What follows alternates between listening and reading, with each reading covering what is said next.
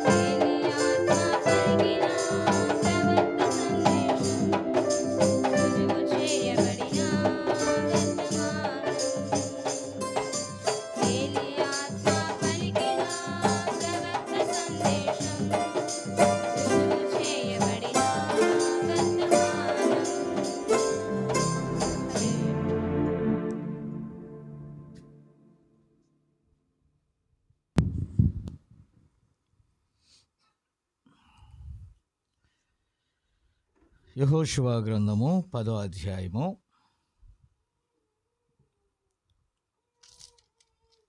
12 నుండి 14 వరకు చదువుకుందాం. యెహోవా ఇశ్రాయేలీయుల ఎదుట అమోరీయులను అప్పగించిన దినమున ఇశ్రాయేలీయులు వినుచుండగా యెహోషువ యెహోవాకు ప్రార్థన చేసెను. సూర్యుడా, నీవు గిబియోనులో నిలువుము. చంద్రుడా, నీవు అయ్యాలోను లోయలో నిలువుము. జనులు తమ శత్రువుల మీద పగ తీర్చుకొను వరకు సూర్యుడు నిలిచెను, చంద్రుడు ఆగెను అను అను మాట యాషారు గ్రంథంలో వ్రాయబడి ఉన్నది కదా. సూర్యుడు ఆకాశ మధ్యమున నిలిచి ఇంచుమించు ఒక నాడెల్లా అస్తమింప త్వరపడలేదు. యెహోవా ఒక నరుని మనవి వినిన ఆ దినము వంటి దినము దానికి ముందే గాని దానికి తర్వాతనే గాని ఉండలేదు. నాడు యెహోవా ఇశ్రాయేలీయుల పక్షముగా యుద్ధము చేసెను. ప్రార్థన చేద్దాం. ప్రేమగల మా తండ్రి, పరిశుద్ధుడైన దేవా, చదవబడిన లేఖనములో నుండి నీ బిడలతో మాతో మీరు మాట్లాడు ప్రభా. ఈ సమయమునైనా నీ చేతికి అప్పగిస్తున్నాము.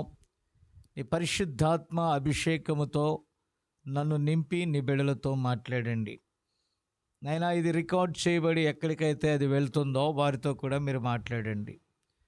ఫోన్ కాన్ఫరెన్స్లో ఉన్న వారితో కూడా మీరు మాట్లాడండి ప్రభా. మీరు రంగం మీదకి రండి. ఈ వాక్యము నీది ప్రభా. నీ వాక్యమును నీవు చక్కగా పంచి విభజించి ఇవ్వగల దేవుడవు. అంచేత నీ చేతికి అప్పగిస్తున్నాం ప్రభా. నాయనా, ఈ కాల ప్రవక్త నాయనా ఏదైతే బోధించాడో మా కాలమునకు నాయనా మేము అన్వయించుకొనుచు ఈ దినమున దాని నెరవేర్పును మేము చూసుకుంటూ నీ రాకడ కొరకై నాయనా మేము సమాయత్తమవచ్చు. ర్యాప్చర్లో కొనిపోబడు ఆ దినము వరకు, ఆ సమయం వరకు నాయనా నీ వాక్యము చేత భద్రపరచబడి నీ వాక్యము ద్వారా నడిపించబడుటకు మమ్మల్ని మేము అప్పగించుకుంటున్నాం ప్రభా. ఈ సమయంలో నీ బిడలతో నీవు మాట్లాడుచుండగా ప్రభా, మేము కూడా మా చెవులను వినుటకు వినగల చెవులు దయచి, గ్రహించగలిగిన హృదయాన్ని దయచి, ఆత్మ సంగములతో చెప్పుచున్న మాట ఆత్మ చెవి గలవాడు వినుగాక ప్రభా. తప్పకుండా ఈ కార్యము మీరు చేస్తారని నమ్ముచు ఈ సమయాన్ని నీకు అప్పగిస్తూ మమ్మల్ని మేము తిరిగి నీ వాక్యం కొరకు ప్రతిష్ఠించుకుంటున్నాము తండ్రి. Amen, amen, amen. దయచేసి కూర్చోండి. ప్రియమైన దేవుని బిడ్డలారా, ఈరోజు మరొక నూతన అంశాన్ని మీ ముందుకు తేవటానికి ఇష్టపడుతున్నాను.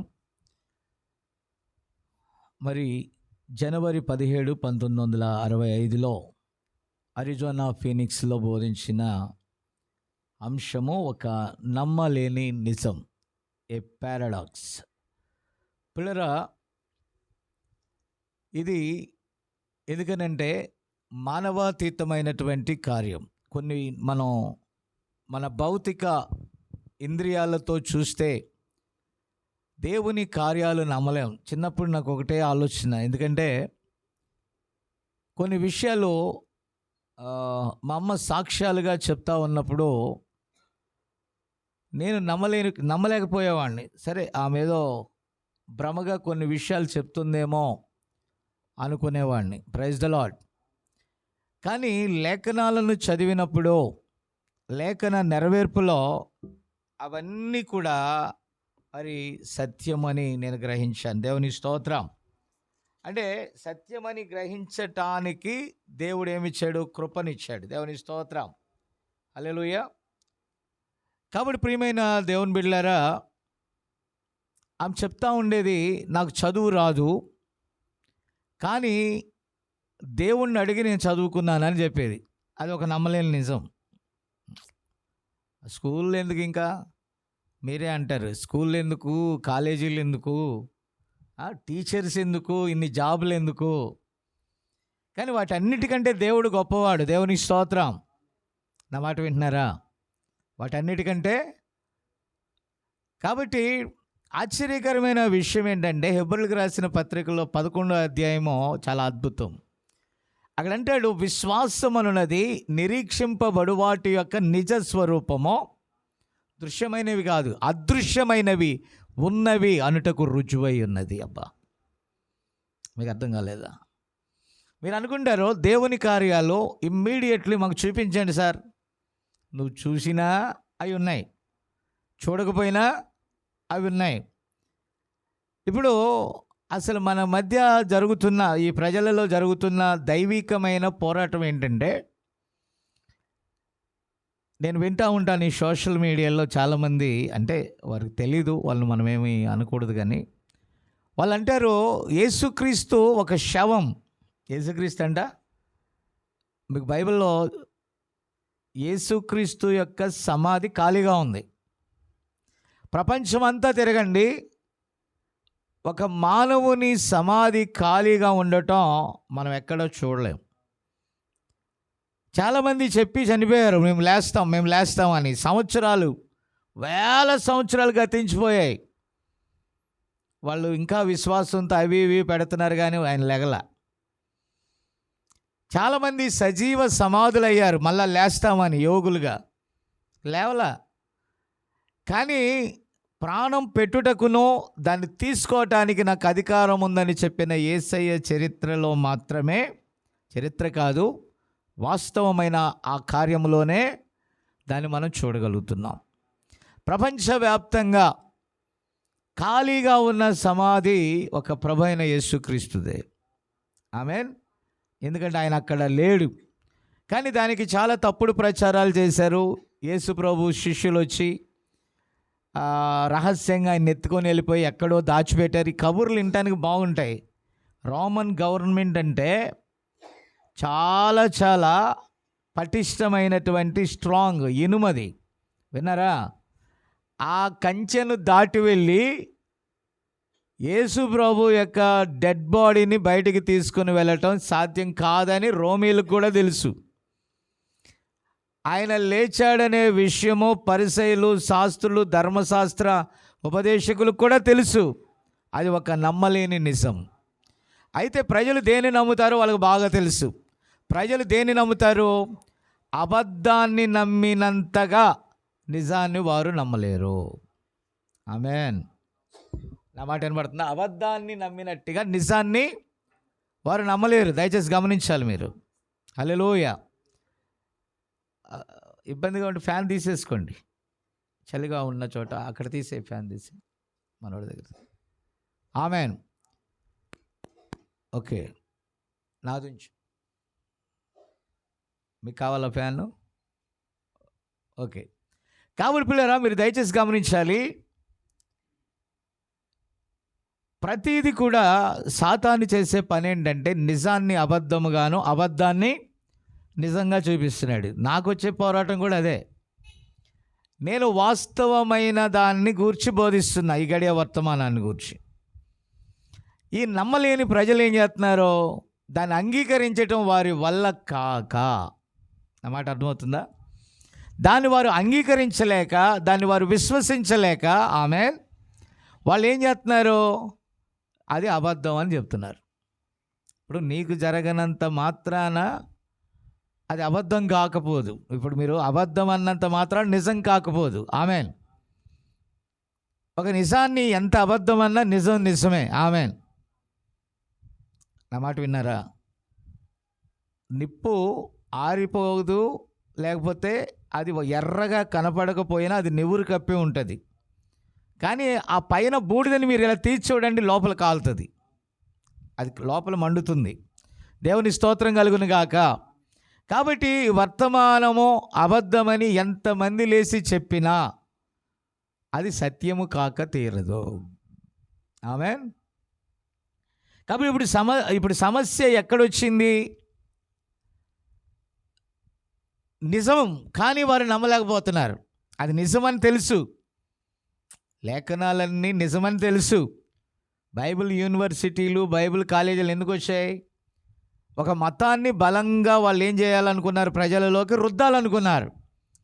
ఎందుకు రుద్దాలనుకున్నారనంటే, దేవుడు అద్భుత కార్యాలు, సూచక్రియలు చేస్తాడని అంటే వాళ్ళు నమ్మలేరు కనుక, దేవుడు చాలా మంచివాడు, దేవుడు ఆ గుణం గలవాడు, దేవుడు ఈ గుణం గలవాడని ప్రచారం చేసుకుంటే బెటర్ అనుకున్నారు. మత ప్రచారం.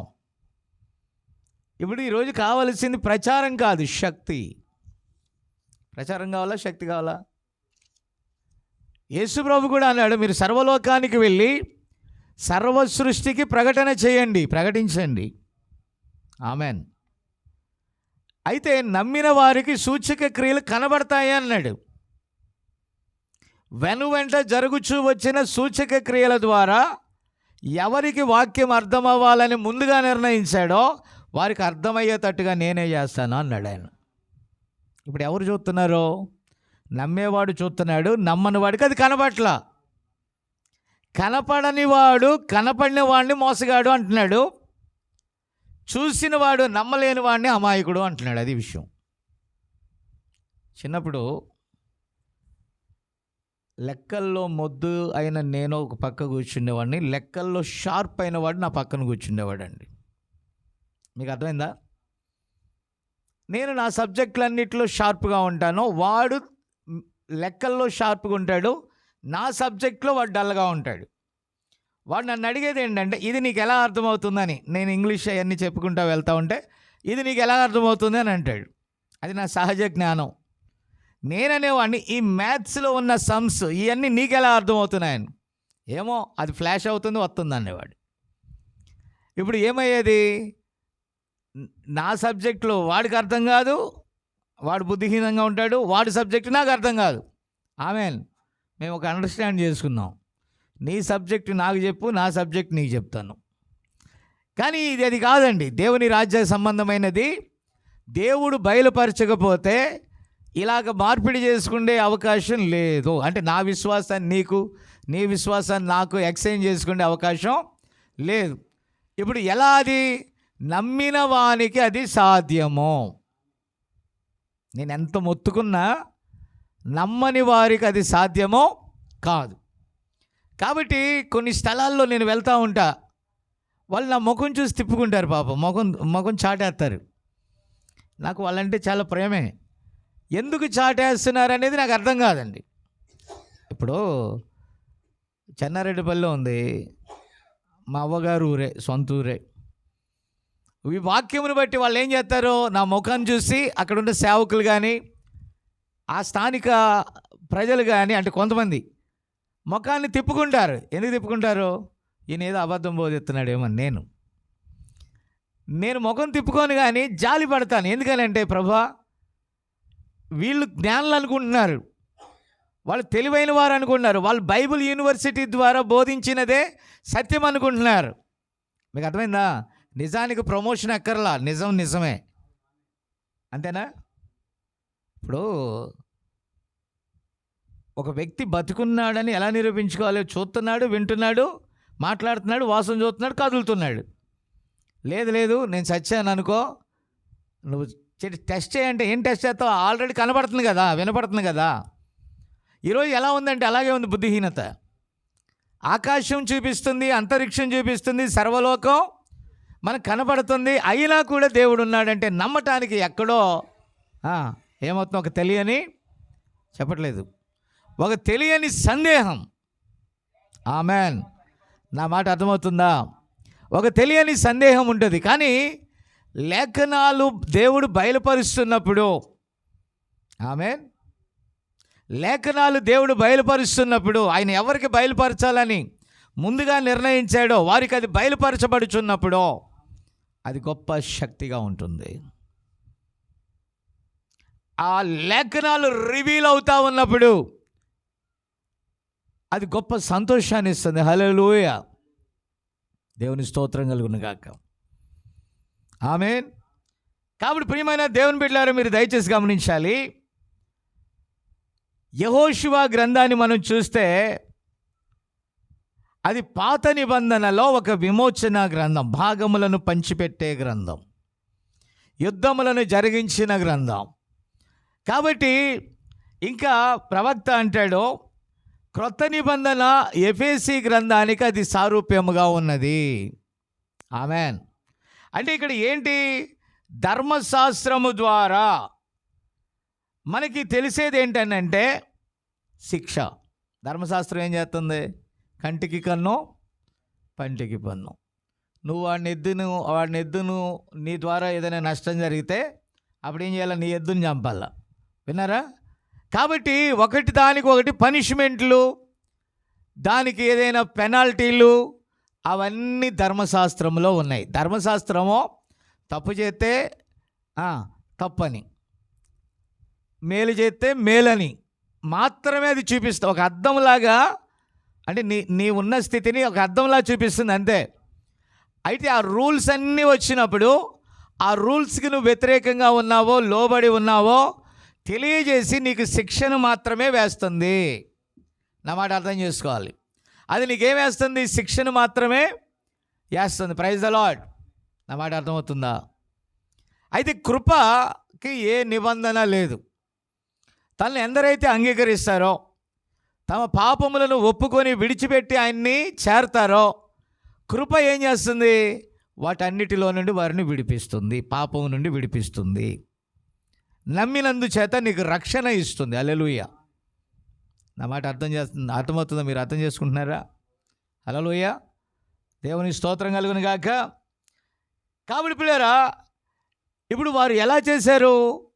ఒక ఐగుప్తులో నుండి వాళ్ళు బయలుదేరి కనాను ప్రాంతానికి, వారు వాగ్దాన దేశానికి వెళ్తున్నారండి.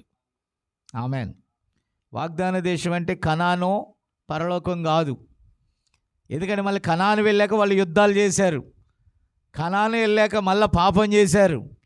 కనాను చేరాక వాళ్ళందరూ కూడా మళ్ళీ యథావిధిగానే వారి వారి అక్రమములు, వారి వారి పరిస్థితుల్లో కొనసాగారు. కానీ పరలోకం అలాంటిది కాదండి. నేనంటేనో ఒక భౌతిక కనాను దేశం చేరుకోవటానికే ఇన్ని యుద్ధాలు, ఇంత తతంగం జరిగితే, ఒక ఆత్మీయమైన పాపము లేని, శాపము లేని దేవుని రాజ్యానికి వెళ్ళాలంటే గ్లోరీ, మరి ఎంత పోరాటం చేయాలి? హల్లెలూయా. ఎందుకనంటే ముడత, మచ్చ, డాగు, కళంకము అట్టిది ఏది లేనట్టుగా మనం ఉండటానికి కావలసిన దేవుని కృపను మనం ఆశ్రయించాలి. ఆమెన్. హల్లెలూయా. కాబట్టి పిల్లరా, ఇక్కడ చూస్తే యోహాను సువార్త 14వ అధ్యాయంలో 2వ వచనంలో ఆయన ఏమన్నాడు తెలుసా? నా తండ్రి ఇంట అనేక నివాసాలు ఉన్నాయని ప్రామిస్ చేశాడండి. ఏం చేశాడు ఆయన? అక్కడ మీ నిజమైన నివాసాలు ఉన్నాయి. ఇక్కడ ఒక చిన్న విషయం చెప్పి నేను ముందుకెళ్తాను. దేవుడు నిత్యుడు. దేవుడు ఎలాంటివాడు? ఇప్పుడు దేవునిలో ఉన్నటువంటి మానవుడు కూడా ఎలాంటివాడు? నిత్యుడు. మీకు అర్థం చేసుకోవాలి. మరణం అనేది ఆత్మక, దేహానిక? ఇంతసేపు ఆలోచించాలా? మరణం అనేది దేహానికి, ఆత్మకు కాదు. ఇంత టైం తీసుకోవాల్సిన పనిలే. కాబట్టి నిత్యత్వంలో ఉన్నటువంటి ఆత్మ అంటే అనంతమైన లోకాల్లో, నేను వివరిస్తే టైం సరిపోదు, అనంతమైన లోకములలో ఉన్నటువంటి ఆ థియోఫనీ. ఆమేన్. మీరు తర్వాత చదువుకోండి, ఆదికాండం 1వ అధ్యాయం 26, 27 వచనాలు. ఆయనలో మహామహిమలో ఆయనలో ఉన్నటువంటి ఈ ఆత్మలు, ఆమేన్, అది మానవులు, దేవుని కుమారులుగా ఉన్నామండి మనం. అయితే ఆయన ఏం చేశాడు అని అంటే, ఒక మధ్యలో మనం చూస్తే భూమి నిరాకారముగా, శూన్యముగా ఉన్నప్పుడు, ఆమేన్, ఆ నిరాకారములో నుండి, శూన్యములో నుండి మరల ఒక ఆకారాన్ని దేవుడు తీసుకొచ్చాడు. ఏమని చెప్పాడు ఆయన? వెలుగు కమ్మని పలుకగా ఏం కలిగింది? అసలు ఆ వెలుగు అంటే తెలుసా? వాక్యమే వెలుగై ఉన్నది.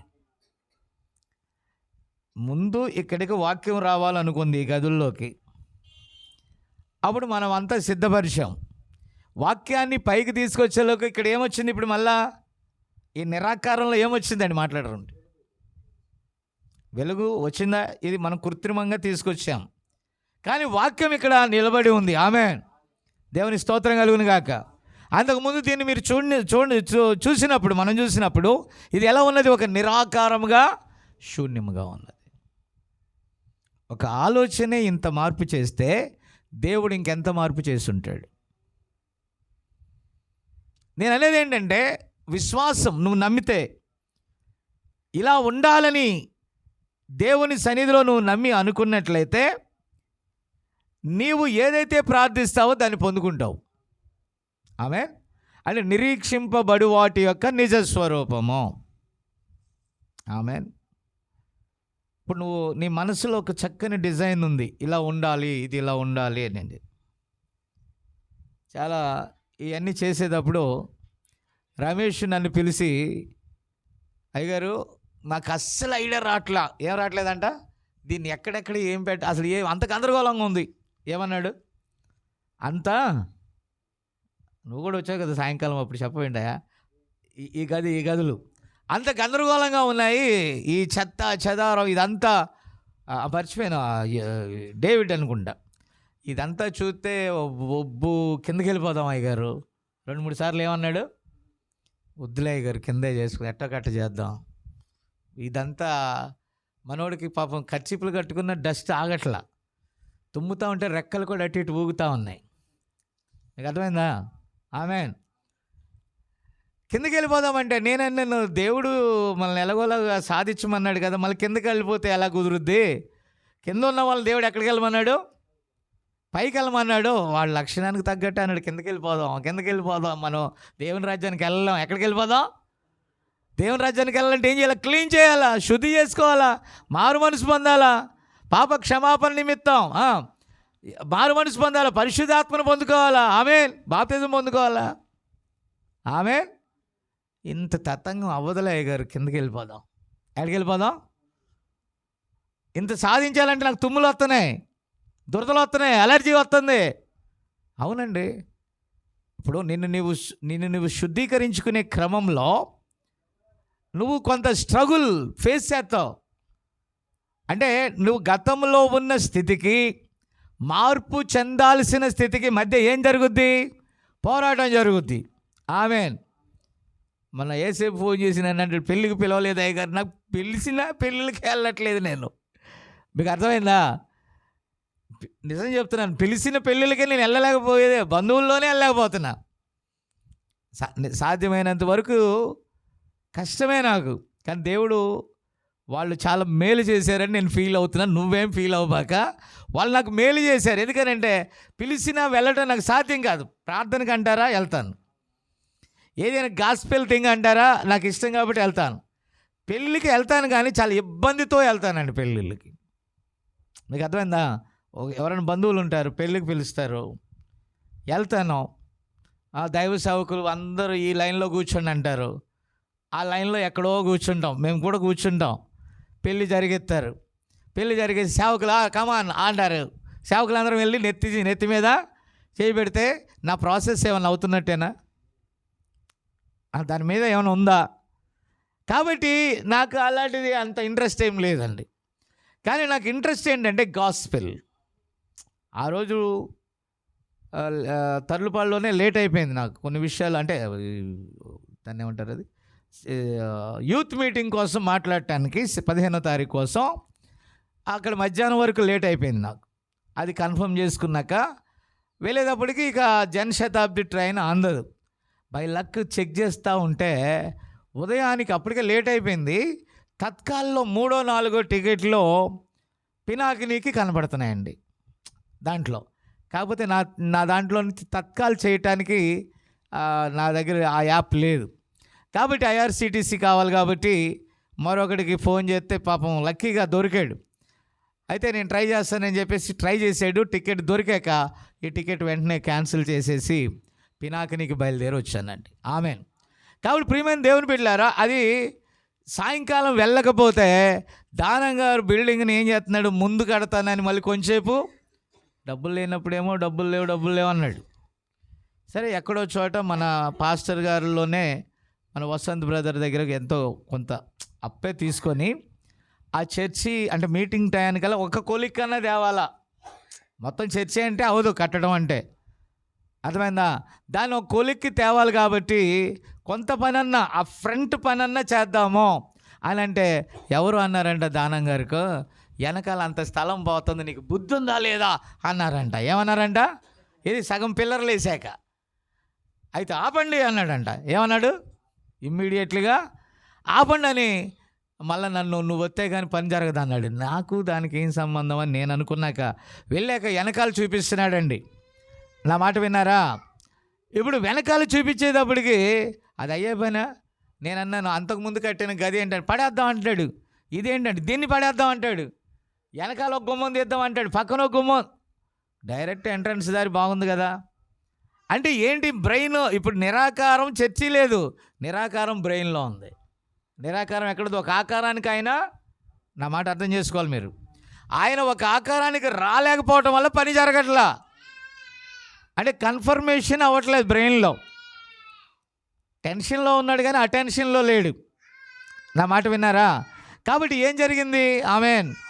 మళ్ళా నేను వెళ్ళి ప్రార్థన చేసి లేఖనాల ద్వారా కొన్ని విషయాలు చెప్పి, ఆమేన్, దేవుడు ఒకటి నిర్ణయించి మనం పునాది వేశాక, ఆమేన్, నా మాట వినబడుతుందా, మరలా దాన్ని వెనక్కి ముందుకి మార్చాల్సిన ఏమొచ్చింది అని ఆయనకి మంచి కొంచెం క్లాస్ ఇచ్చి సరిచేసి అప్పుడు రావటానికి అయింది. అంటే అస్తవ్యస్తంగా ఉన్న ఆలోచనని ఒక స్థానంలోకి తేగటానికి సహాయపడ్డది. నా పాయింట్ అర్థం చేసుకోవాలి. ఈరోజు మీ ఆశీర్వాదం పొందకపోవటానికి గల కారణం ఏంటంటే, ఫర్ ఎగ్జాంపుల్, ఎవరన్నా నీతో ప్రతాపు ఆటో కొత్తదే తీసుకోవచ్చు కదా అంటే, నీ బ్రెయిన్లో ఏ ఆటో ఉంటుంది? పాత ఆటోనే ఉంటుంది. అప్పుడు నువ్వేమనుకుంటావు అంటే, ఎన్ని సామాన్లన్నా పోవును గాక, దేవుని దయ వల్ల నేను పాతదే తీసుకుంటాను. అప్పుడు కొత్తదని మనం ఎంతమంది చెప్పి నీ బ్రెయిన్ మీద వేసినా ఏమవుతుంది? ఆ పాత దాని మీదే ఉంటుంది. నా మాట అర్థమవుతుందా? ఆ తర్వాత ఇప్పుడు నేనేదో తీసుకోవాలనుకొని నా దగ్గర కొద్దిగా డబ్బులు కూడా ఉన్నాయి, తెలుసు కదా నీకు వ్యవహారం. ఆలేటప్పటికి 10 మంది సలహాలు అడిగేలోకి ఏమైంది? అది పోయింది. ఇప్పుడు రమ్మన్నా. చూసారా? నేనేంటంటే, నువ్వేదైనా చేయదలిస్తే అది దేవునికి అంగీకారమే చేయి. నువ్వు 10 మంది సలహాలు అడిగావా ఏమవుద్ది? అందరూ అంటారు 10 మందిని సలహాలు అడిగితే కదా ఏమవుతుంది? 10 మందిని సలహాలు అడిగితే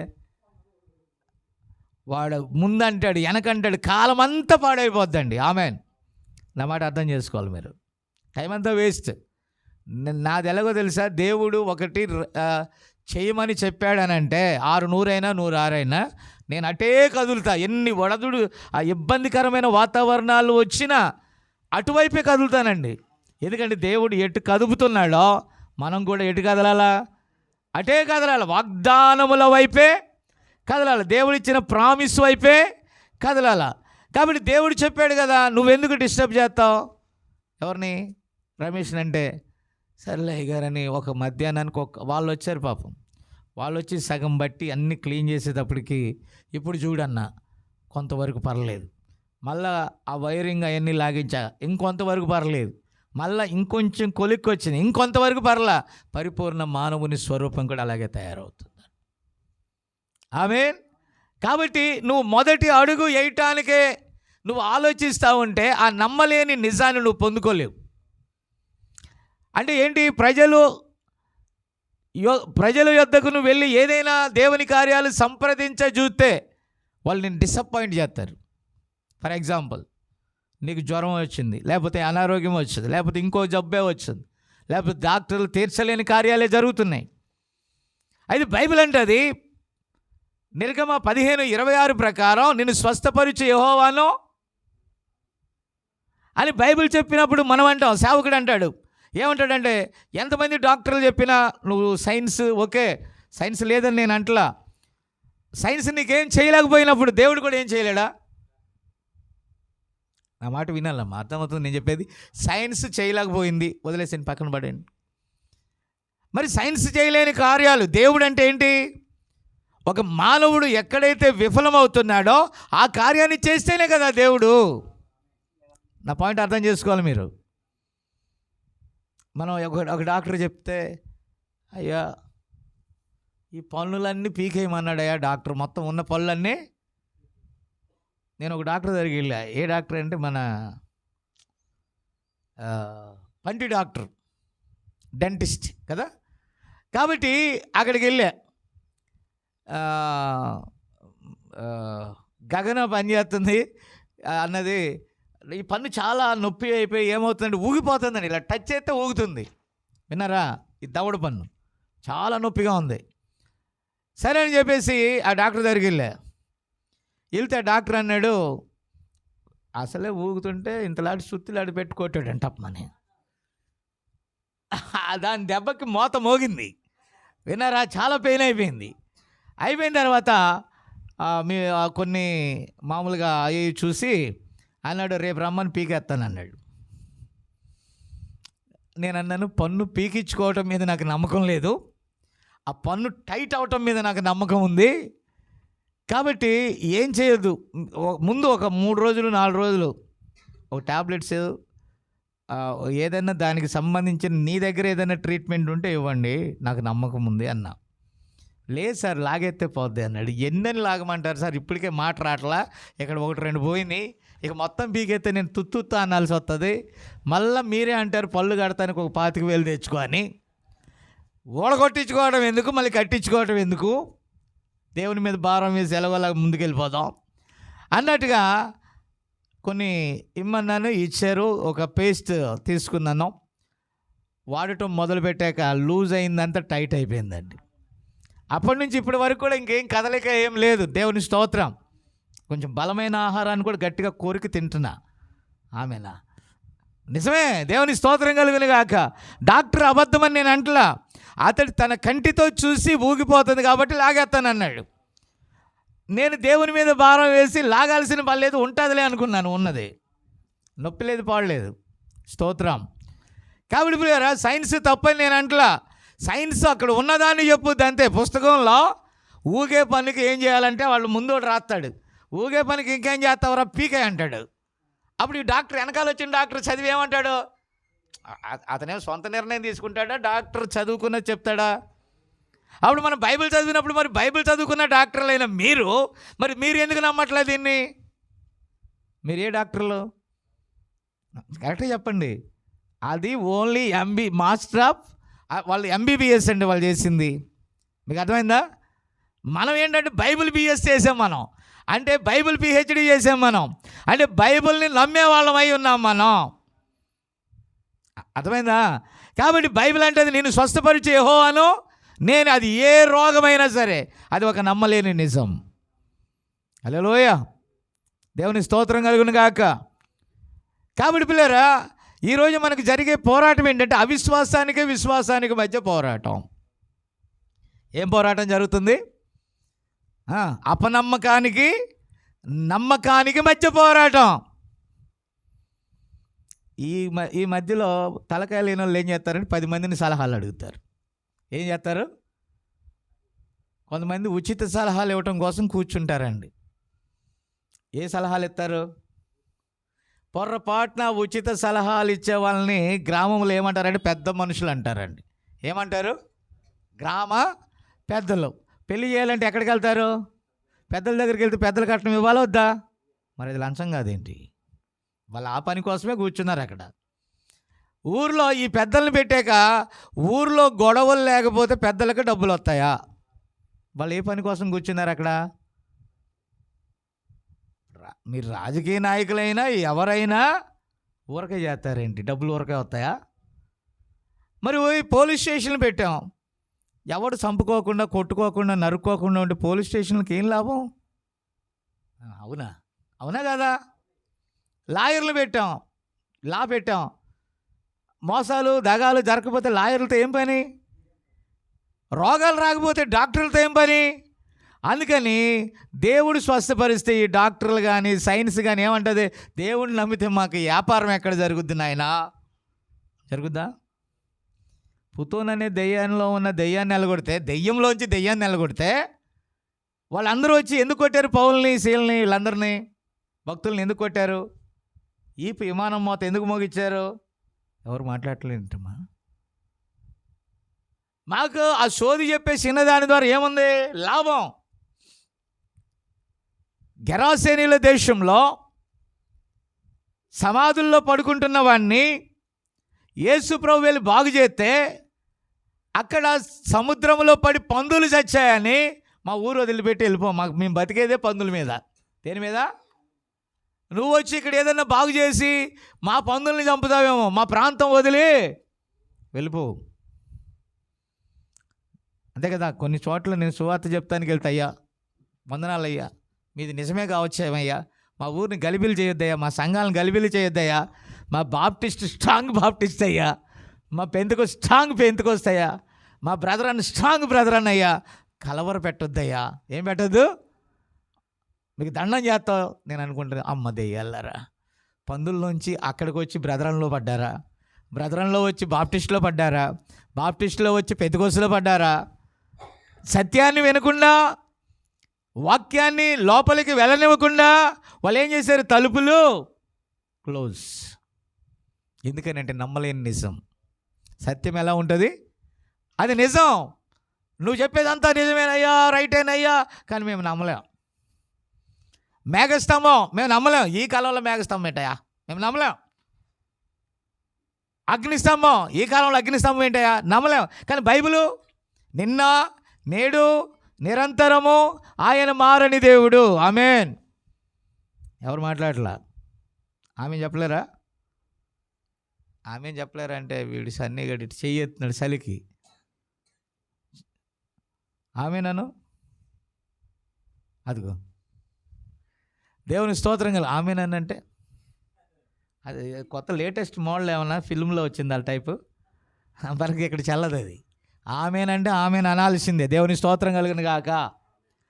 నీకు చలున్నా ఆమెను అనాల్సిందే, పులున్నా ఆమెను అనాల్సిందే. ఆమెను అనువారు నమ్మకమైన సత్యసాక్షి అయిన క్రీస్తు. ఆమెన్. కాబట్టి ప్రియమైన దేవుని బిడ్డలారా, మీరు దయచేసి గమనించాలి. ఇక్కడ ప్రాబ్లం ఎక్కడ వచ్చింది? ఆయన ఏం చేశాడు? ఆత్మీయ ప్రపంచంలో నుండి ఒక భౌతిక ప్రపంచాన్ని క్రియేట్ చేసి ఆ భౌతిక ప్రపంచంలోనికి ఒక మానవుణ్ణి లాంచ్ చేసి, ఇది గొప్ప ప్రయోగం.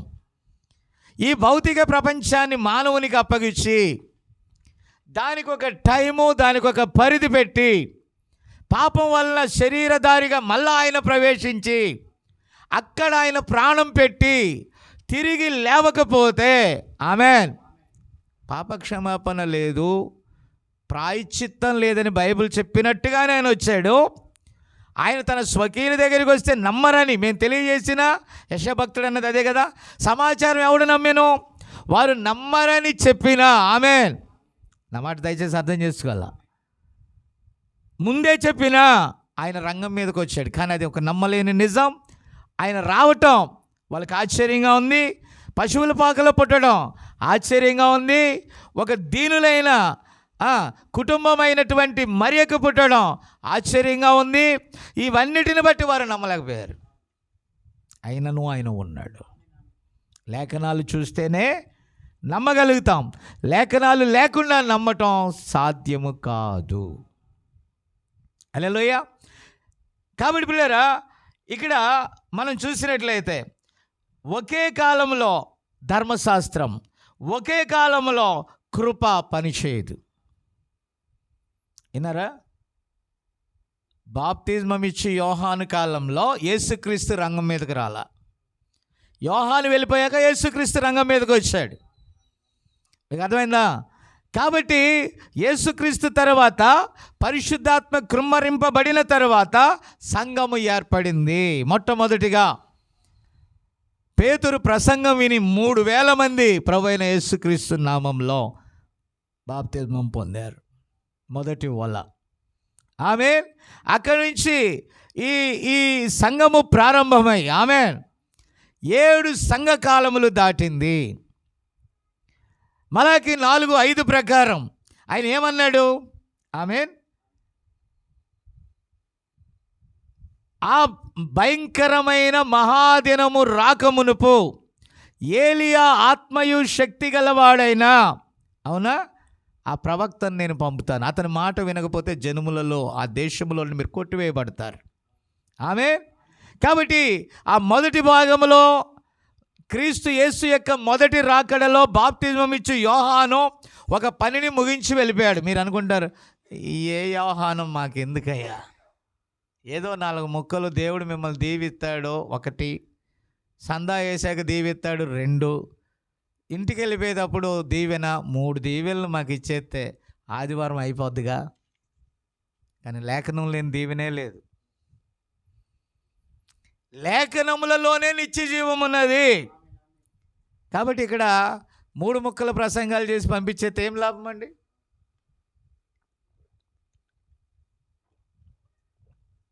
హల్లెలూయా. ఒక విషయాన్ని మీరు గమనించాలి. మీరు అనుకుంటారు, అయ్యగారు ఊరక మీటింగ్లు ఎందుకని.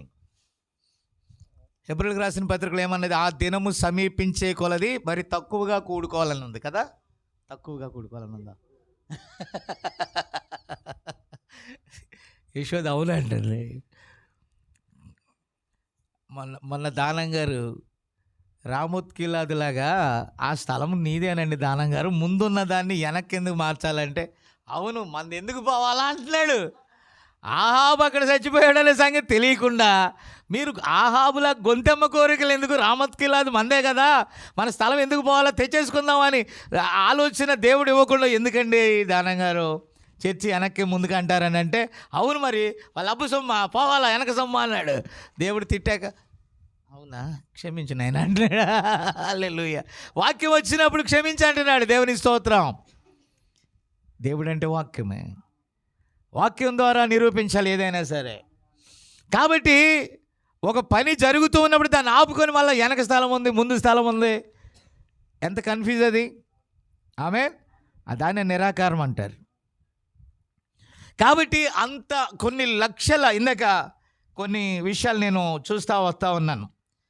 ఇక్కడ చూస్తే వర్తమాన కాలం వచ్చాక, అంటే పాత బట్టకి కొత్తది వేసిన, కొన్నిసారి చెప్పాను మీకు, మళ్ళీ చెప్పాను సార్, పాత తిత్తులలో కొత్తది పోసినా అది పిగిలిపోద్ది, నిలబడదు. అలాగే ఏ వర్తమాన కాలంలో ఆ వర్తమాన హృదయం ఉండాలి అక్కడ. నా మాట అర్థమైందా? ఈ గడియకి మన వాళ్ళు ఏం చేస్తున్నారు? ఇప్పుడు ఫర్ ఎగ్జాంపుల్ గోధుమ గింజ భూమిలో పడి ఆ పాత దాన్ని గట్టిగా పట్టుకొని ఉంటే అందులో నుంచి నూతనమైనది బయటికి రాదు. ఆ పాత స్థితి నీలో చచ్చిపోతే ఆ జీవం ఏమవుద్ది, మళ్ళా బయటకు వస్తుంది. నా మాట అర్థం చేసుకుంటున్నారా? ఈరోజు వర్తమానంలో ఉన్న జబ్బు ఏంటంటే, పాఠాలు బోధిస్తున్నారు కానీ వాళ్ళు పాఠంతో జీవించట్లా. బ్రహ్మాం గారు అది చేశారు, ఫలానా ఆయన అది చేశారు, మరి నువ్వేం చేస్తున్నావు వధువులో భాగంగా? మలాకి 4:5 ప్రకారం ఆయన వచ్చాడు, 6 సంఘకాలాలలో ఉన్న దాగి ఉన్న మర్మాలను ఆయన ఏం చేశాడు? ఈయన కాలంలో మర్మములన్నీ సమాప్తం అవుతాయని చెప్పాడు కదా. ఆమె చెప్పండి. మర్మములన్నీ సమాప్తం అవుతాయని చెప్పాడు కదా. చెప్పిన ప్రకారం మలాకి 4:5 ప్రకారం ఈ గడియ వర్తమానికుడు వచ్చాడు. ఆయన చనిపోయి కూడా 60 సంవత్సరాలు అయిందండి. ఆయన రంగం మీద నుంచి వెళ్ళిపోయి. నా మాట అర్థమవుతుందా? ఇన్ని సంవత్సరాలు అయ్యాక మలాకి 4:5 అయిపోయిన తర్వాత వధువుకు ఒక కాలం ఉంటే 5 రకాల పరిచర్యల్లోంచి ఆ కాలం రన్ అవుతుంది. ఇప్పుడు 5 రకాల పరిచర్యల ద్వారా, అంటే ఆ ప్రవక్త ద్వారా మాట్లాడి సంపూర్ణంగా వాక్యాన్ని ఇచ్చినటువంటి దేవుడు, వధువు దానిని తిని తన్ను తాను సిద్ధపరుచుకోవాలి. ఆమెన్. నా మాట మరలా గమనించాలి మీరు. ప్రకటన 10:1 బలిష్ఠుడైన దూత, 10:7 7వ సంఘకాల దూత, 10:8 నుంచి 11 ఇప్పుడు మన కాలం. అది వధువు మరలా ప్రవచింపనగత్యం. ఈ 5-fold మినిస్ట్రీలో ఉన్నటువంటి ఈ వధువు తనకు దేవుడు ఇవ్వబడిన ఈ గడియకు ఏదైతే ఇవ్వబడ్డాడో ఆ వాక్యం తాము కదలాలి అక్కడ. ఆమేన్. అంటే ధర్మశాస్త్రం పనిచేస్తే కృప రాదు. కృపకాలంలో ధర్మశాస్త్రం నిలవలేదు. ధర్మశాస్త్రం చంద్రుడు, ఒకే కక్షలోనికి చంద్రుడు సూర్యుడు ఉండలేడు. చంద్రుడు వెళ్ళిపోతే సూర్యుడు వస్తాడు, సూర్యుడు వెళ్ళిపోతే చంద్రుడు వస్తాడు. అయితే ఇక్కడ గొప్ప విషయం ఏంటంటే, మోషే ద్వారా ఆమెన్ ఒక పరిచర్య దేవుడు ఏర్పాటు చేసి ఎర్ర సముద్రమును దాటించి అనేక అద్భుతాల ద్వారా, అంటే గోషేనులో ఆ నిలువ కమ్ములు అడ్డకమ్ముల మీద ఆ రక్తపు గుర్తు ద్వారా మరణములో నుండి వారిని విమోచించి, ఆమెన్, ఎర్ర సముద్రం అనే బాప్టిజమం ఇప్పించి అరణ్యములో సంఘము కొనసాగుచున్న వేళలో మన్నా కురిసింది. పగటి వేళ మేఘస్తంభం ఉంది, రాత్రి వేళ అగ్నిస్తంభం ఉంది, బండ నుండి నీళ్లు తాగారు. అనేక అద్భుత కార్యాలు వారు చూస్తూ వెళ్ళినా వాళ్ళు ఏమన్నారు? ఐగుప్తుల కీరకాయలు తిన్నాం, బీరకాయలు తిన్నాం. నిన్న ఒక చిన్న విషయం చూసా. అదేంటి, ఒక చర్చిలో ఒక క్యాలెండర్, ఫస్ట్ క్యాలెండర్ ఎంతకి వెళ్ళిందో నాకు తెలియదు కానీ రెండవ క్యాలెండర్ అంట 38,000 రూపాయలకి వెళ్ళిందంటండి. ఎంత? యేసు ప్రభువు సజీవంగా ఉన్నప్పుడు సమాజ మందిరంలోకి వెళ్ళి ఆమేన్ ఏమన్నాడు తెలుసా? నా తండ్రి ఇంటిని మీరు ఏ గుహగా మార్చారు? దొంగల గుహగా మార్చారు. అక్కడ ఏం చేస్తున్నారంట? రోకలు మార్చేవారు ఉన్నారంట, పావురపు పిల్లలు నమ్మేవాళ్ళు ఉన్నారంట. చివరికి చర్చి ఏమైపోయిందంటే వ్యాపారపు టిల్లుగా మారిపోయింది. ఈరోజు చర్చి అంటే ఒక పెద్ద బిజినెస్, మీటింగ్ అంటే బిజినెస్. మీటింగ్ 10,000 పెడితే మీటింగ్ ఒక 10 లక్షలు పెడితే ఎంత రావాలా?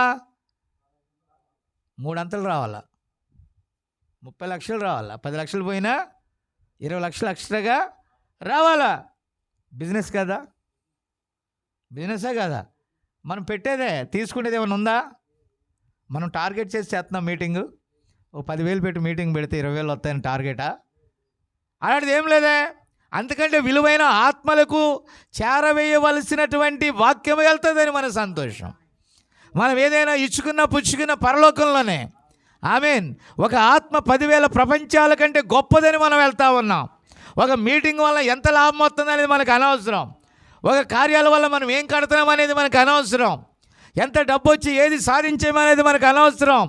మనకు అవసరమైనది ఏంటంటే దేవుడు ఎక్కడికి వెళ్ళి ఏది ప్రకటించమన్నాడో అక్కడికి వెళ్ళి అది ప్రకటించడం అవసరమై ఉన్నది ఈరోజు.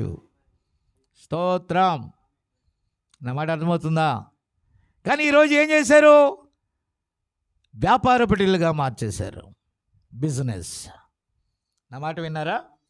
మనం అక్కడి నుండి ఇక్కడికి ఎలా వచ్చామో యేసుక్రీస్తు మరణించుట ద్వారా మనకి మాత్రమే, అది తను నమ్మిన వారికి మాత్రమే. నమ్మని వారు 3 మేకులు పీక్కోవటం ఏంటో వాళ్ళకి తెలియదు. నమ్మని వారికి క్రీస్తు కల్వరిలో రక్తం ఎందుకు కార్చాడు వాళ్ళకేం పని అండి? వాళ్ళకి అసలు వాళ్ళ కోసం, వాళ్ళు నమ్మలేదు కాబట్టి వాళ్ళ కోసం కాదా రక్తం? వాళ్ళు నమ్మలేదు కాబట్టి వారికి కాదా దేవుడు? వారు నమ్మలేదు కాబట్టి వారు విశ్వసించకపోయినా ఇక్కడ కొంపలు మునిగేదేమీ లేదు. వారు మారకపోయినా కొంపలు మునిగేదేమీ లేదు. వారు క్రైస్తవ్యంలోకి రాకపోయినా ఏమి జరిగేది లేదు. ఎవరు రమ్మన్నాడు? అవసరం ఎవరికి? నమ్మిన వారికి మాత్రమే ఇది అవసరం. వాడిని బుజ్జగించే అవసరంలా, బలవంతం చేయని అవసరంలా, బోర్లు వేయించాల్సిన పని లేదు.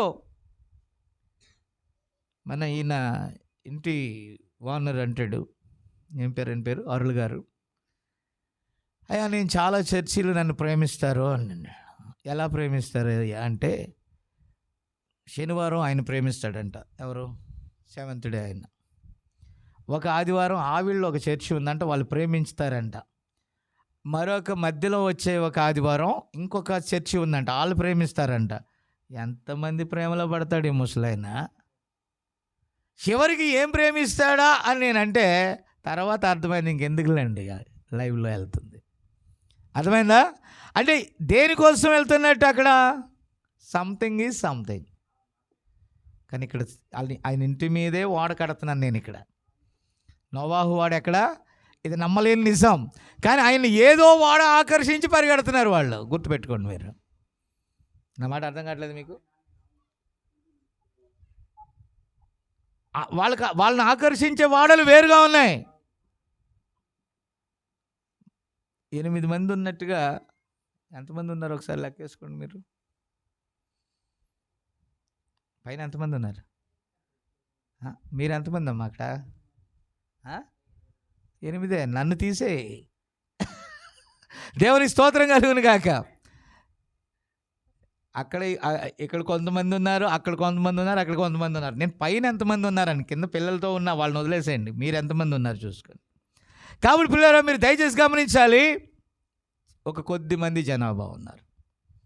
ఆమేన్. అయితే దేవునికి అది ఇష్టమై ఉన్నది, ఆయన పని కొనసాగుతుంది. నా మాట అర్థమవుతుందా మీకు? తల్లుబాళ్ళు చర్చి నిండా కిటకిటలాడి సామాన్ల మీద కూడా కూర్చున్నారు. లాభం ఏంటి? ఇంత ఇంత ఇంత ప్రశాంతంగా వాక్యం వెళ్ళగలుగుతుందా? వినగలుగుతున్నారా? అక్కడ వినగలుగుతున్నారు. అక్కడ అందుకే చిన్నమంద భయపడకండి, తండ్రి రాజ్యం అనగా ఆ రాజ్య విషయాలు చెప్తున్నప్పుడు మీరు వింటున్నారు. నాకు ఫ్రీడంగా ఉంది, సంతోషంగా ఉంది. లింగంలో చర్చి నింపబడి వరండాలో కూడా కూర్చున్నారు. ఎంతమందికి అది అర్థమవుతుంది? ఇక్కడ చెప్పినంతగా అక్కడ నేను ఎందుకు చెప్పలేకపోతున్నాను, అక్కడ ఎందుకు రికార్డు కూడా చేయట్లా. ఎందుకంటే ఎల్లయ్యలేస్తాడు, పుల్లయ్యలేస్తాడు, వాడంటాడు, వీడంటాడు, గోల గందరగోళం, పిల్ల జల్ల గలిబిలి గిలిబిలి అంతా. అసలు మెసేజ్ని చెప్పనివ్వనే నథింగ్. నేను అప్పుడు అర్థమైంది, విస్తారమైన జనము ఉంటే ఎక్కడైనా కూడా ఇప్పుడు లేదు కాబట్టి సరిపోద్ది. రేపు జనాభా పెరుగుతూ ఉన్నారు. పెరుగుతున్నప్పుడు ఎలా ఉంటుందంటే ఇంక మీరే చూసుకోండి. అప్పుడులాగా లేదు, వాక్యం సప్పగా ఉంది, కారణం ఏంటంటే అంతే. అంతే కదా. కాబట్టి విస్తారమైన జనాభాని దేవుడు ఏం కోరుకోవాలా, ఇష్టపడలే. తన్నెందరు అంగీకరించారో వారికైన దేవుడు. కాబట్టి పిల్లలు, ఒకే కాలంలో ధర్మశాస్త్రం, ఒకే కాలంలో కృప పని చేయదు. ఆమేన్. మోషే తన రంగం మీద నుంచి వెళ్ళిపోయిన తర్వాత దేవుడు యెహోషువని రంగం మీద నింపాడు. మోషే అంటాడు నెబో పర్వతం మీదకి ఎక్కి మొత్తం చూసి, ఎప్పటి వలనే నా కళ్ళు అలాగే ఉన్నాయి, కాలు సత్తు తగ్గలేదు, అన్నీ బాగానే ఉన్నాయా అంటే, నీ టైం అయింది, యెహోషువని అభిషేకి ఆ పని కోసం నియమించు, ప్రతిష్ఠ చేయి. కాబట్టి యెహోషువ ప్రవక్త కాదు, ఆమేన్, ఆయన పరిశుద్ధాత్మకు సాదృశ్యంగా ఉన్నాడు. మోషే ప్రవక్త, ఆమేన్. ఇప్పుడు యెహోషువ ఏం చేశాడు? భాగములను పంచాడు. ఎన్నో యుద్ధాలు చేశాడు యెహోషువ. స్తోత్రం, హల్లెలూయా. కాబట్టి ఈ బాప్తిజం ఇచ్చి యోహాను వెళ్ళిపోయిన తర్వాత రంగం మీదకి ప్రభు వచ్చాడు. ఆమేన్. ఆ తర్వాత మనం చూస్తే 5 రకాల పరిచర్యలు ఉన్నాయి. ఆమేన్. ఇందాక నేను చెప్పినట్టుగా ఇప్పుడు చూడండి పిల్లరా, ప్రకటన 22:18 ప్రకారం దీంతో అంటే లేఖనాన్ని అనుసరించి మనం నడవాలా. ఇదేని అనుసరించి నడవాలా?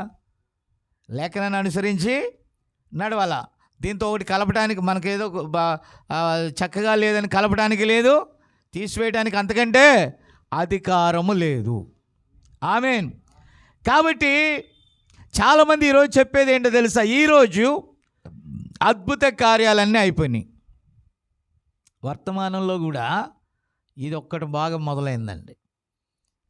అందని ద్రాక్ష అంట పుల్లగా ఉంటుంది అందంట నక్క. ఏమంటది?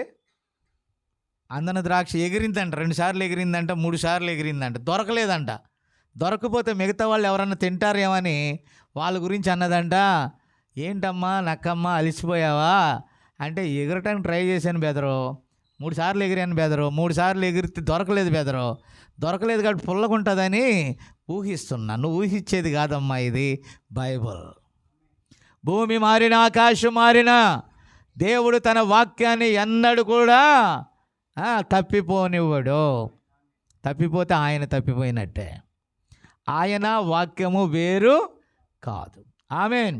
కాబట్టి అట్టి కార్యాలలో ఆమేన్, ఈ సైన్స్ ముమ్మరంగా ముదిరిన కాలం. ఆమేన్.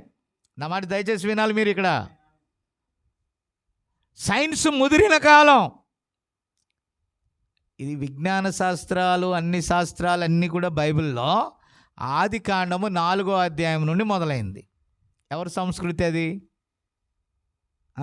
4వ అధ్యాయంలో ఉన్న సంస్కృతి ఎవరిది? మీకు బైబిల్ క్లాసులే ఇవ్వాలా, ఒట్టి గ్లాసులు పనికిరాదు మీకు. ఆదివారం గ్లాసు, సోమవారం గ్లాసులు అవ్వవు. కాబట్టి పిల్లలు మీరు దయచేసి వినాలి. అసలు సంగతి ఏంటంటే కయ్యూను సంస్కృతి అక్కడ ఉంది. చదివారు ఇప్పుడు ఆదికాండం 4వ అధ్యాయం? చదవలేదా? చదువుతున్నారు కానీ తెలియలేదు. మీరు నేర్చుకోవాలి క్రమంగా, మీరే షార్ప్ అవ్వాలి ఇక్కడ. ఆమె. కాబట్టి పిల్లలు మీరు దయచేసి వినాలి. అక్కడ ఏమున్నది? కయ్యూను దేవుని సన్నిధిలోంచి వెళ్ళిపోయి తన కుమారుల పేరుట ఊరు కట్టుకున్నాడు. పశువులను మచ్చిక చేసుకున్నాడు, పిల్లలకు రోవులు, ఇనుము, అవునా, రాగి పనిముట్లు, రాళ్లకు బదులుగా కాంక్రీట్, ఇటుకలు. ఈ సంస్కృతి అంతా కూడా కయ్యూను ఇంటిలో నుండి ప్రారంభమైంది. ఎవరు ఇంతకీ కయ్యూను ఎవరండి? మీ ఫ్రెండా? కాదా? ఏంటి అంత గట్టిగా చెప్పారు? ఫ్రెండ్ కదా. కాబట్టి కయ్యూను ఎవరు? దుష్టుని సంబంధి. ఆమేన్. ఎవరు సంబంధి? ఎవరు మాట్లాడలేదు. కాబట్టి పిల్లరా, ఈ సైన్స్ అండ్ టెక్నాలజీకి కర్మ, కర్త, క్రియ వాళ్ళే. ఫౌండర్స్ ఎవరు? దాని వెనకాల ఉన్న రాజు ఎవరు? దెయ్యం. ఎవరా రాజు? పడిపోయిన దేవదూత. ఆమేన్. కాబట్టి ప్రియమైన దేవుని బిడ్డలారా, అయితే సర్వలోకం ఆయనదే. ఆ రాగి పనిముట్లైనా దేవునివే, ఇనుమైనా దేవునిదే, బంగారమైనా దేవునిదే. ఎందుకంటే ఆయన లేకుండా ఏది కలగలేదు. కానీ వీడేం చేశాడు తెలుసా? తాను చేసినట్టుగా తీసుకొచ్చి తనకు మహిమ తెచ్చుకున్నాడు. దేవునికి రావాల్సిన మహిమ ఎవరికి తిప్పుకున్నాడు? సృష్టికర్తకు రావలసిన మహిమ సృష్టిలో ఏదో కనుగొనబడితే దానికి వెళ్ళిపోతుందండి. క్రెడిట్ గోస్ టు, ఆ క్రెడిట్ అంతా వాళ్ళ వైపు వెళ్ళిపోతుంది. సాతాను పని అదే కదా. వాడు ఏం కోరుకున్నాడు? దేవుని సింహాసనాన్ని కోరుకున్నాడు. దేవునితో, సృష్టికర్తతో వాడు ఎలా ఉండాలనుకున్నాడు? సమానునిగా ఉండాలనుకున్నాడు అండి. అది గర్వం. ఆ గర్వం వల్లనే వాడు పడద్రోయబడ్డాడు. నేను చెప్పేది అర్థమవుతుందా? నేనేమంటానంటే, ఇగో ఇక్కడే పెట్టాను బుక్స్. నేను బోధించిన బుక్స్ అన్నీ కూడా ఇక్కడే పెట్టా. కావాలంటే ఆ బుక్స్ని మరికొన్ని బుక్స్గా మన సోదరుడు నాని ద్వారా PDF తీసి బుక్లెట్ తయారు చేసి కూడా నేను మీకు ఇవ్వగలను. ఆమెన్. ఓకేనా? లేకపోతే అది అవసరమైతే ఆ మిషన్ ఇక్కడ కొనేస్తాను. విషయం ఏంటంటే, నేను బోధించేది మొత్తాన్ని నేను తాకలేను. నేను చెప్పే మెసేజ్ని ఈ తక్కువ టైంలో మొత్తాన్ని చెప్పగలుగుతానా? ఇంపాసిబుల్. ఆ తర్వాత మీరు చదువుకున్న వారు ఉన్నారు కాబట్టి మీరు మరలా చదివితే అది అర్థమవుతుంది. నేను మరలా యూట్యూబ్లో ఉన్న వారికి కూడా చెప్తున్నా, మీకు ఈ వర్తమానం కావాలంటే దాంట్లో నెంబర్ కూడా ఇస్తాము, ఫోన్ నెంబరు. మీరు కనుక ఆ నెంబర్ని సంప్రదిస్తే ఈ మెసేజ్ పుస్తకాలు మీకు అందజేస్తామండి. దేవుని స్తోత్రం. షూర్. మీకు ఎంతమంది కావాలన్నా మీరు పూర్తిగా చదవండి. నేను జస్ట్ హింట్ మాత్రమే ఇచ్చి వెళ్తున్నాను. సబ్జెక్ట్ అంతా చెప్పాలంటే అవుద్దా? కాబట్టి కొన్ని విషయాలు చెప్పుకుంటే వెళ్తున్నాను అంతే. ఆమెన్. కాబట్టి పరిపూర్ణంగా తెలుసుకోవాలంటే ఆ పుస్తకాలు మీరు చదవాల. అందుకే నేను కూడా ఏమనుకుంటున్నానంటే, ప్రభు చిత్తమైతే మన వాళ్ళందరూ డిమాండ్ని బట్టి అంతకుముందు మనము ఆపేసినటువంటి పత్రికను మళ్ళా రన్ చేయాలి, దాన్ని PDF రూపంలో తీసుకురావాలని ఆలోచిస్తున్నాను. ఎందుకనంటే దాన్ని కొంచెం సరళంగా అర్థమయ్యే రీతిలో, ఇప్పుడు మన ప్రవక్త పుస్తకాలన్నీ ప్రసంగ అంశాలుగా ఉన్నాయి. ప్రసంగ అంశాలని ప్రజలకు అర్థమయ్యేటటువంటి తీరులోకి ఏది మిస్ కాకుండా, ఒరిజినాలిటీ మిస్ కాకుండా మన సరళమైన భాషలో, ఇప్పుడు బైబిల్ని అనేక భాషల్లోకి ఎలాగైతే మార్చడం జరిగిందో, ఆమేన్, దానిలో ఉన్న జీవంలో మార్పు రాకుండా ప్రజలకు అర్థమయ్యే స్థాయిలోనికి దాన్ని తీసుకురావటానికి ప్రయత్నం మళ్ళా చేయాలని ఆలోచిస్తున్నాను. ఆమేన్. ప్రార్థించండి. ఎందుకనంటే ఆయన సంకల్పము మరుగుగా ఉండాల్సినది మరుగుగా ఉండాలి, ఓపెన్ చేయాల్సింది ఓపెన్ అవ్వాలి. ఆమేన్. ఏది ఎవరికి మరుగుగా ఉండాలో వారికి మరుగుగా ఉండాలి, ఎవరికి తేటగా ఉండాలో వారికి తేటగా ఉండాలి. చాలామంది అపార్థం చేసుకుంటున్నారు, దేవుని సన్నిధిని ఏం చేసుకుంటున్నారు. కాబట్టి దాన్ని కొంచెం తేటగా మన వంతు బాధ్యతగా మనం తెలియజేశాక తర్వాత ఇక వాళ్ళ ఇష్టం, వాళ్ళ జడ్జిమెంట్. నా మాట అర్థమవుతుందా మీకు? కాబట్టి ఏదైనా చేయాలని ఉంది, దేవుని చిత్తం జరుగునుగాక. కాబట్టి పిల్లరా, ఈరోజు సైన్స్ని చాలా చక్కగా నమ్ముతున్నారు. వెరీ గుడ్, అది ఉపయోగపడుతుంది, గుడ్. అంతేనా? అవయవాలు మార్చి కృత్రిమ అవయవాలు వేస్తున్నారు. కిడ్నీ చెడిపోతే కృత్రిమ కిడ్నీ వేస్తున్నారు, గుండె చెడిపోతే కృత్రిమ అవయవాన్ని వేస్తున్నారు, కొద్ది కాలం బ్రతుకుతున్నారు. కానీ మృత్యువుని ఎవరు కూడా ఆపలేరు. క్యాన్సర్కి రకరకాల థెరపీలు ఇస్తున్నారు, కొంతవరకు కవర్ అవుతుంది. ఆమేన్. సైన్స్ని నేను త్రోసిపుచ్చట్లేదు, సైన్స్ గుడ్డిది అని నేను చెప్పట్లేదు. అంటే దానికి ఉన్న స్థానము దాని వరకే పరిమితంగా ఉంది. అపరిమితంగా ఉంటే సత్యవాడు కూడా బతకాల్సిందే. దాని కొన్ని లిమిట్స్ మీద ఆధారపడి ఉంది. ఆమేన్. కాబట్టి పిల్లరా, ఐన్స్టీన్ గెలాక్సీ గురించి, పాలపుంత గురించి మాట్లాడుతూ ఆ కాంతి వేగాన్ని మానవుని జీవిత ప్రమాణము 50 నుంచి 70 సంవత్సరాలు. 50 అని ఎందుకన్నాడంటే కొద్ది సంవత్సరాల వరకు మనకు సరైన అవగాహన తెలియదు, పిల్లతనం. అర్థమైందా? ఒక స్థాయి జ్ఞానం వచ్చాక దాన్ని పట్టుకోవడానికి ఒక 50 years ప్రయత్నిస్తే అవ్వదు అన్నాడు.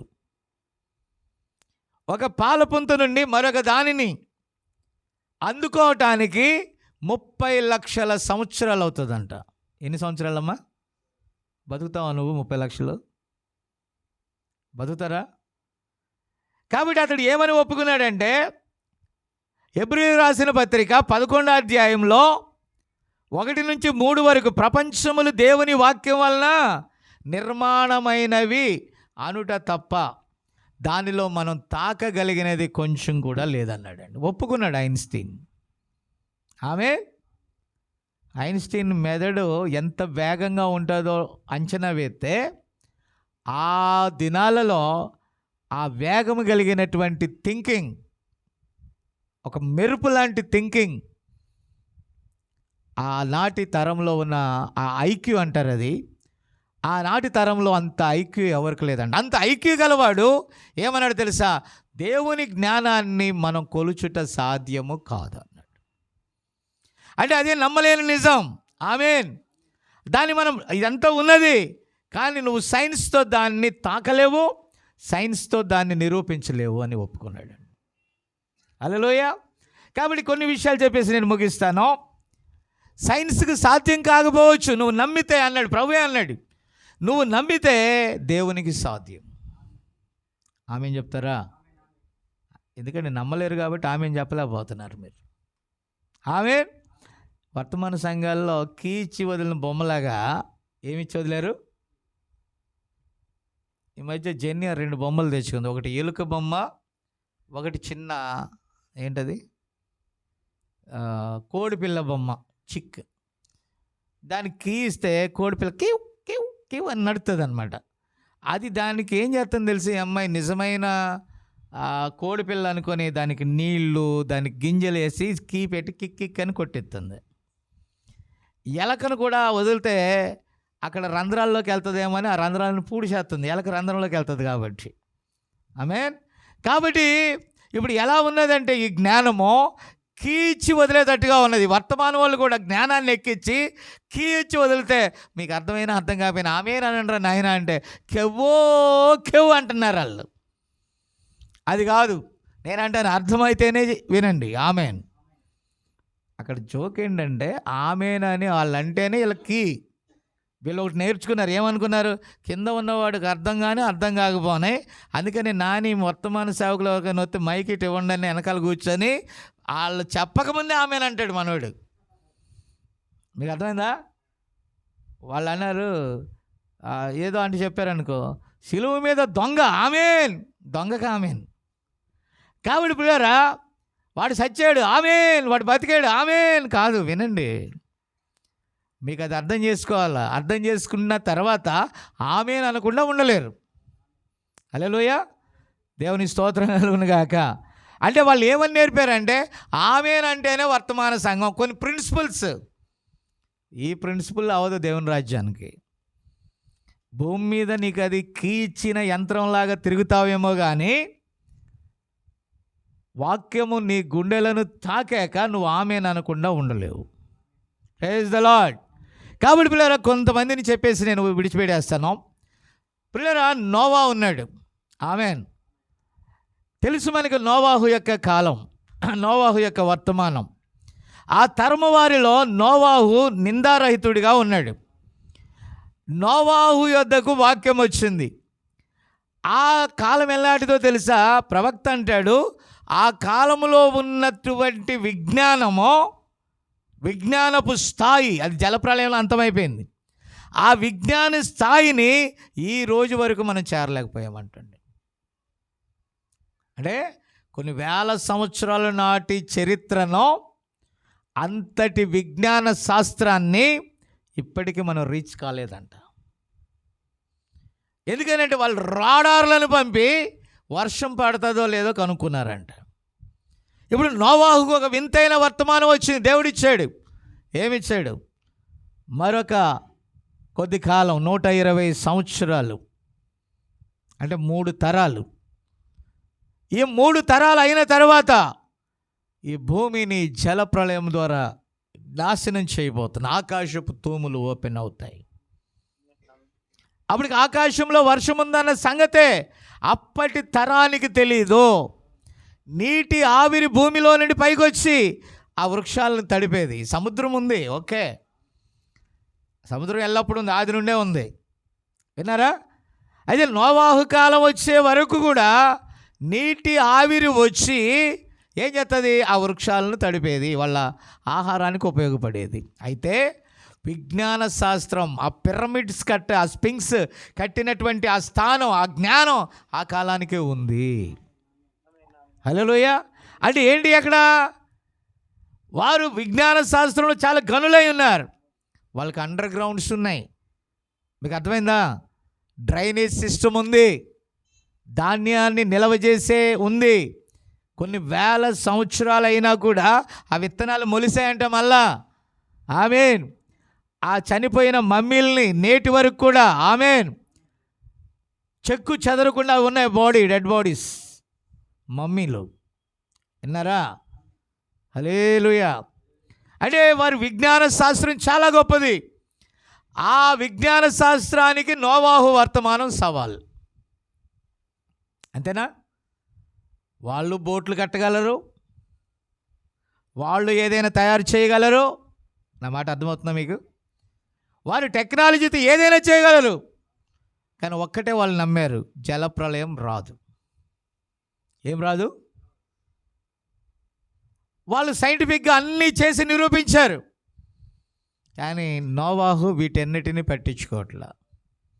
వాళ్ళు వచ్చి ఈ కాలం అయితే ఏం పెట్టేవాళ్ళు తెలుసా మీకు? ఈ కాలం అయితే టీవీల్లో, సోషల్ మీడియాలో డిబేట్లు పెట్టేవాళ్ళు. ఏం పెట్టేవాళ్ళు? డిబేట్లు పెట్టి, నువ్వు నిరూపించగలవా? నాకు తెలియదు, యెహోవా ఇలాగ సెలవిచ్చాడు అంటాడు ఆయన, దేవుడు చెప్పాడు అని కొంతమంది సేవకులు అడిగారు. మనం చాలాసార్లు చెప్పాను మీకు, అయ్యగారు చెన్నైలో ఇన్ని ఉన్నాయి కదా అయ్యగారు, వినారా?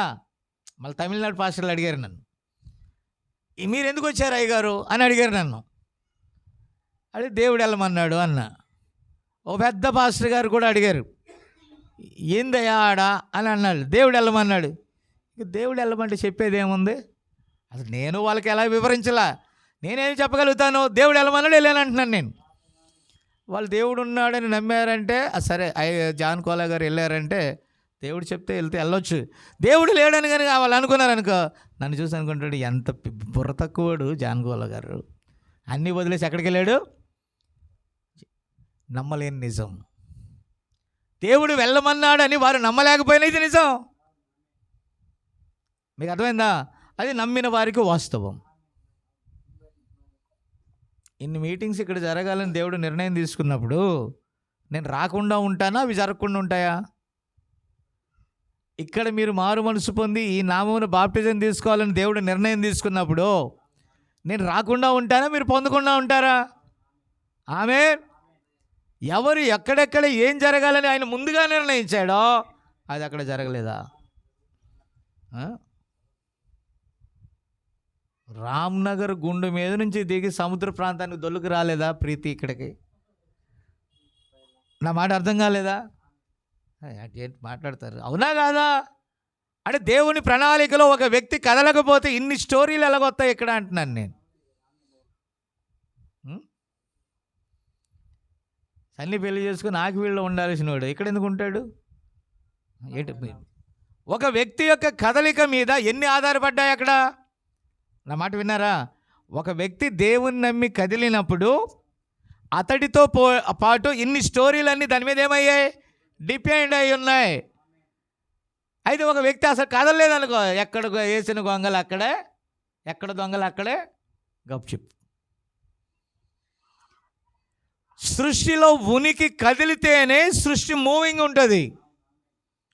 సూర్యుడైనా చంద్రుడైనా కదలకపోతే ఈ సృష్టిలో మనకేమీ జరగదు. దేవుని నమ్మిన వ్యక్తి కదలకుండా ఉండలేడు. దేవుడు వెళ్ళమన్న దశ వైపు అతడు మూవ్ అవుతానే ఉంటాడు. ఆమెను చెప్పట్లేదు మీరు, నా మాట అర్థమవుతుందా? కాబట్టి అతడు రూఢిగా నమ్మాడు. నోవా రూఢిగా నమ్మాడు కాబట్టి అతడు తన పని, వీళ్ళందరి మాట ఏంట్లా 120 సంవత్సరాలు నేనేం చేయాలా వాడనే తన పని తాను చేస్తున్నాడు. తన ఇంటి వారు నమ్మారు, వాళ్ళు సహకరిస్తున్నారు, తన పని తాను కొనసాగిస్తున్నాడు. లోకమంతటికి అతడు వెర్రివాడిగా కనబడినా దేవుని దృష్టిలో దేవుని పని నమ్మకముగా చేసేవాడై ఉన్నాడు. ఇప్పుడు నేనంటాను, లోకమంతా నన్ను వెర్రివాడు అనుకున్నా పర్వాలేదు. పాపం సాల్మన్ బ్రదర్ పెళ్ళికి చెప్పకపోతే నవ్వుతుంది నాకు. అసలు ఏంటంటే పాపం ఆయనకి ఏదో నేను ద్రోహం చేశాను అనుకోండి, నేనే ద్రోహం చేయలా. ఒకరోజు రొమ్ములు కొట్టుకొని మా ఇంటికే సువార్త వస్తే, ప్రామిస్గా దేవుని బైబిల్ దగ్గర ఉండి మాట్లాడుతున్నానండి, రొమ్ము కొట్టుకునే రోజు రాదా? జలప్రలయం వచ్చినప్పుడు వాళ్ళు రొమ్ము కొట్టుకొని ఏమన్నారండి వాళ్ళు? నా మాట మీకు అర్థం కావట్లేదా? నోవాహా తలుపు తీ అని అరిసే రాలేదా? కాలాలు మారి వర్తమానం ఈరోజు అలా వచ్చింది కదా. అర్థం కావట్లేదా నేను చెప్పేది? నాకు ఆశ్చర్యం కలుగుతుంది, చాలా ఆశ్చర్యం కలుగుతుంది నాకు. ఇలాగే తప్పిపోయి ఉంటారు నోవాహు కాలంలో.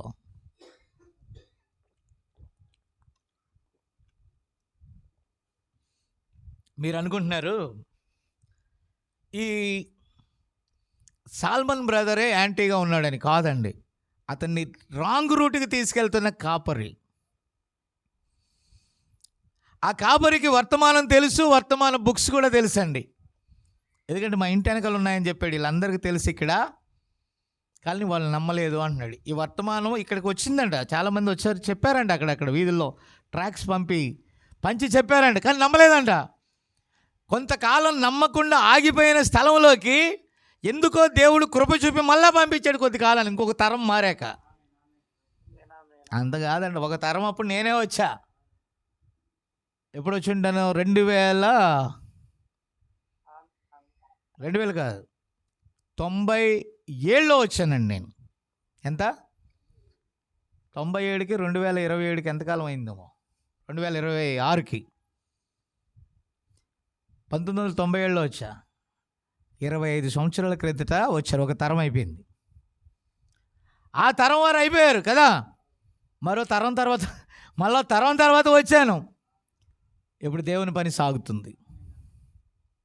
అంతకుముందు నేను వచ్చాను, ఫస్ట్ 97లో వచ్చాను, వాక్యం చెప్పాను, వెళ్ళిపోయాను. అప్పుడు పరిపూర్ణత లేదు. ఆమేన్. తర్వాత 2015లో వచ్చాను, అప్పుడు 6 నెలలు ఉన్నాను, నేనేం ప్రకటించుకున్నాను, వెళ్ళిపోయాను.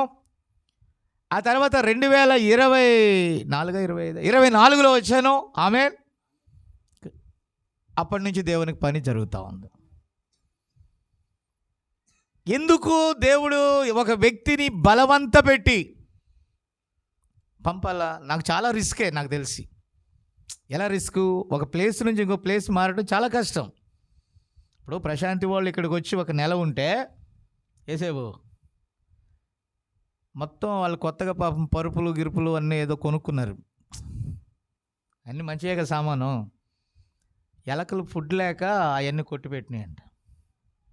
ఎలకలు ఏం చేసినాయి? ఎలకలు అన్నీ కూడా ఒక్కొక్క దానికి వేసినాయి అంట రంధ్రాలు. వాళ్ళు బట్టలన్నీ తీయటానికి భయపడుతున్నారు. ఏంటంటే బీరు అవన్నీ తీయటానికి, ఏంటంటే తీస్తే ఏది కొట్టేసి ఉంటాయో అని. నేను అన్నాను, ఆ ఏసీ గీసీ ఉంటాయి కదా, అయిపోయినాయి అనుకో. ఇప్పుడు బాబీ వాళ్ళ దానికి వాషింగ్ మిషన్కి ఎలకలు కొడితే పనికి రాకుండా పోయింది. ఏసీకి కొడితే 14,000 అయిందండి బాబు. అంతేనా? ఎలకలు కొడితే ఉంటాయా మొత్తం అంతా? నేను ఫస్ట్ ప్రింటర్ కొన్నా, అప్పుడు మనకు మ్యాగజైన్ నడిచేది. కొంటే ఒకరోజు మేము కూడా ఊరు వెళ్ళాం, ప్రశాంతి వాళ్ళ పెళ్ళికో ఎక్కడికో. ఊరెళ్ళి వచ్చేలోకి మొత్తం లోపల లైట్ వెలుగుతుంది కానీ ఇంకేం కనపడట్లా. అరే ఏమైందిరా లైట్ వెలుగుతుంది ఇంకేం కనపడట్లేదని చూస్తే లోపల ఒక్క వైర్ ఉంటే ఒట్టు చిన్న చిన్న ముక్కలు చేసి లోపల కొన్ని పిల్లల్ని కూడా పెట్టిందండి దేంట్లో, ప్రింటర్ లోపల. ఏంటది? ఎలకలు. కాబట్టి ఎంత ప్రాబ్లమే నాకు తెలిసి. మీకు అర్థమైందా? అంటే ఒక వ్యక్తి ఒక ప్లేస్ నుంచి మరొక ప్లేస్కి వెళ్ళాలంటే చాలా భారంతో కూడుకున్న విషయాలు. కానీ నేను ఎందుకు ఈ మాట చెప్తున్నానంటే, అంత రిస్క్ చేసి దేవుడు పంపుతున్నాడంటే రెండు విషయాలు ఉన్నాయి. ఒకటి, ఎవరో రక్షణ పొందటానికి. రెండోది, ఎవరో తీర్పులోనికి వెళ్ళటానికి. నమ్మిన వారికి రక్షణ, నమ్మని వారికి ఏమైంది? తీర్పు. కాబట్టి పిల్లరా, నా బాధ ఏంటంటే, నిజంగా ఎక్కడ ఒక వర్తమానం ఉంటే దేవుడు మనల్ని ఎందుకు పిలుస్తాడు? పిలవడు. పిలుస్తాడా? అంటే ఒక రకం చెప్పాలంటే మనం బ్రతుకు తెరువు కోసం రాలా. నా మాట అర్థమవుతుందా? రిస్కే. దీనివల్ల ఎంత నష్టం, ఎంత కష్టం.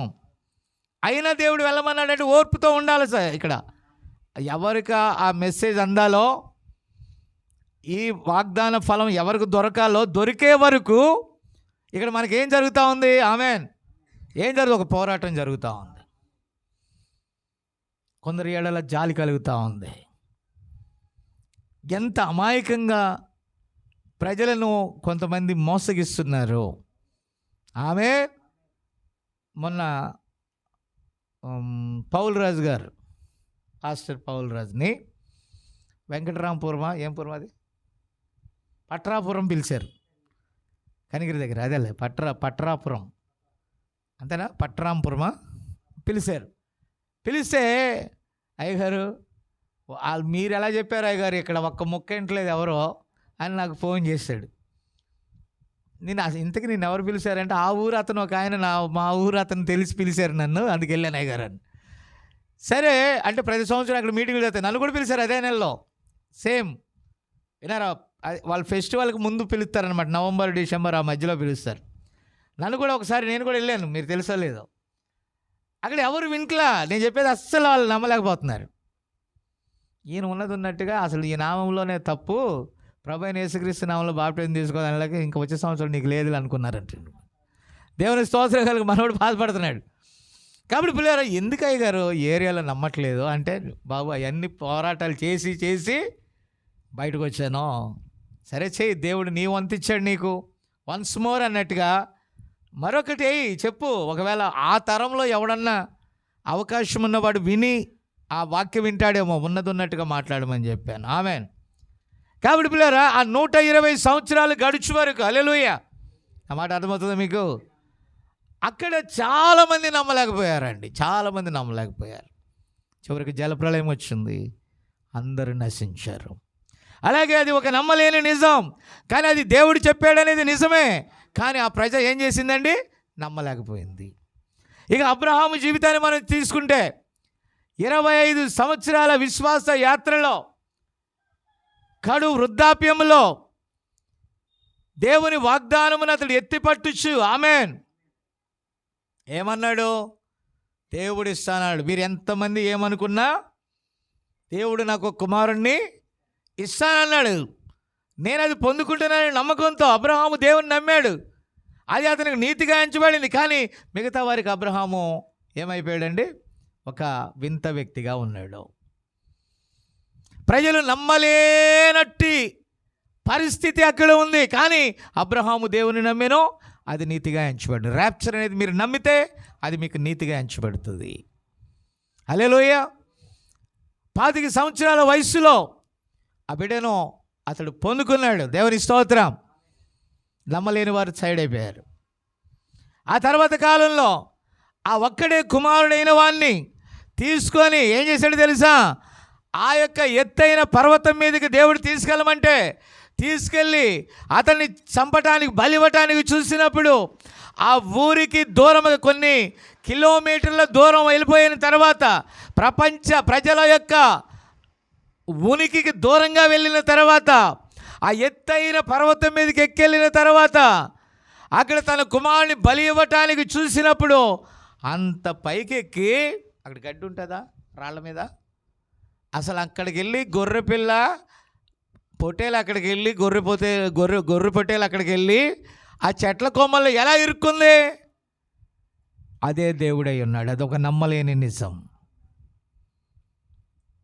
నీ కుమారుని చంపొద్దు, అతడికి బదులుగా ఇదిగో ఈ గొర్రె పిల్లను తీసుకెళ్ళి వధించు అన్నాడు. ఎలా జరిగింది అని అంటే అది దేవుని కార్యమై ఉన్నది. ఆమేన్.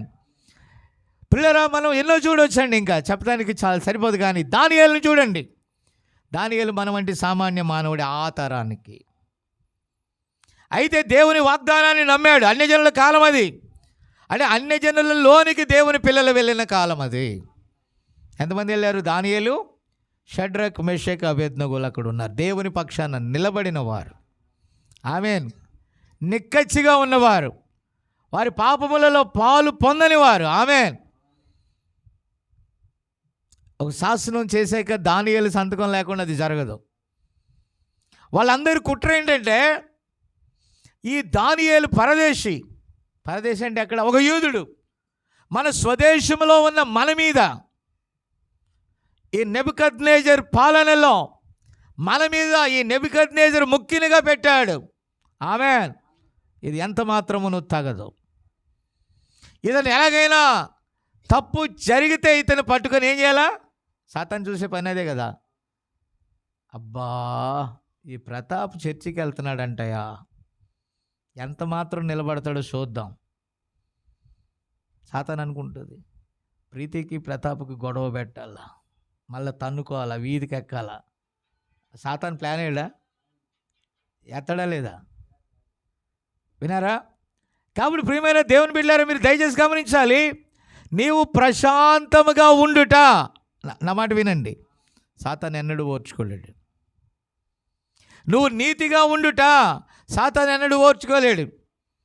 నువ్వు పరిశుద్ధమైన దాని మీద కట్టబడుట, సాతాను ఎన్నడూ ఓర్చుకోలేడు. ఆమేన్. ఏ కాడికి నిన్ను అవిశ్వాసంలోకి లాగేయాలని వాడు చూస్తాడండి. ఆమేన్. అసలు యేసేబోళ్ళు ఆ ఇంటి ముందు ఎలా ఉంటున్నారు అనేది నాకు అది ఒక నమ్మలేని నిజం. నాకు వెరీ ప్రెషర్. ఎందుకనంటే అమ్మా, నేను రక్షణాపురంలో ఉన్నాను, మా స్వజనుల మధ్య ఉన్నాను. ఏదైనా ఫెస్టివల్స్ జరిగినా, ఏది జరిగినా నేను చేయలేదని అంటే నా మీద వాళ్ళు చాలా ప్రెషర్ తెచ్చి బాబీని తీసుకెళ్ళి వాళ్ళ చర్చిల్లో అలంకరణ, నేను ఈ క్రిస్మస్ ఈ ఫెస్టివల్స్ మాకు లేవు, నేను చేయనంటే బాబీని తీసుకొని వెళ్ళి తెల్లవారుదులు వాళ్ళు ఏం చేయించేవాళ్ళు తెలుసా? డెకరేషన్లు చేయించుకునేవాళ్ళండి. వాడు కొంచెం చదువుకున్నాడు కాబట్టి అవి చేస్తాడని. ఆ తర్వాత ఈ గింటకాలు మాకు వద్దు అని అంటే ఏం చేసేవాళ్ళు తెలుసా? ఒక బంధువులు కాబట్టి ఒకళ్ళు బూర్లు గారులు అన్నట్టు ఏది చేసుకుంటారు కదా, వాళ్ళని అవన్నీ తీసుకెళ్తే వండుకున్నవాడి కంటే మాకు పంపిన వాళ్ళకి ఎక్కువ ఉండేవి. బాబు మాకు వద్దు అంటే వాళ్ళు వినేవాళ్ళు కాదు. వాళ్ళు ఎలా చూసేవాళ్ళు తెలుసా? పాపం చేసుకోలేక వండుకోలేక అన్నట్టు. స్వామి, మేము ఎన్ని చెప్పినా మీరు వినరేంటి నాయన అంటే వాళ్ళు వినరు, అంతే. మీకు అర్థమైందా? చివరికి నేను అక్కడి నుంచి వెళ్ళిపోయేదాకా నాకు మనశ్శాంతే లేదండి.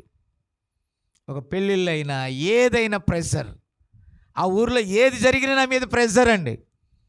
మళ్ళా డైరెక్ట్గా నా మీదకి అలా రాలేక మనల్ని ఏమైనా బ్లాక్మెయిల్ చేసి వస్తే ఏమి, చేస్తే ఏమి, చెందితే ఏమి, ఆ పెళ్ళికి వస్తే ఏమవుద్ది, చర్చికి వస్తే ఏమవుద్ది, దానికి వస్తే ఏమవుద్ది, దీనికి వస్తే ఏమవుద్ది, విసిగించేసేవాళ్ళు. కొద్ది రోజులకి ఇక నా వల్ల కాదని నేను రాలేదు, కానీ దేవుడే బలవంతంగా నన్ను బయటకు తీసుకొచ్చాడండి. మనశ్శాంతంగా ఉన్నాను. ఆమేన్. ఎందుకంటే స్వజనులు ప్రెజర్ ఎంత భయంకరంగా ఉంటుందండి. దానికి కూడా 3 కేటగిరీలు ఉంటాయండి. ముందు స్థానికుడు చెప్తాడు, వినకపోతే మన బంధువులు ఊర్ల కాడ ఉంటారు కదా, బెల్గాము, బొంబాయి, పూనా, వాళ్ళు ఇంకా హెడ్ ఆఫ్ ద డిపార్ట్మెంట్లు ఉంటారు.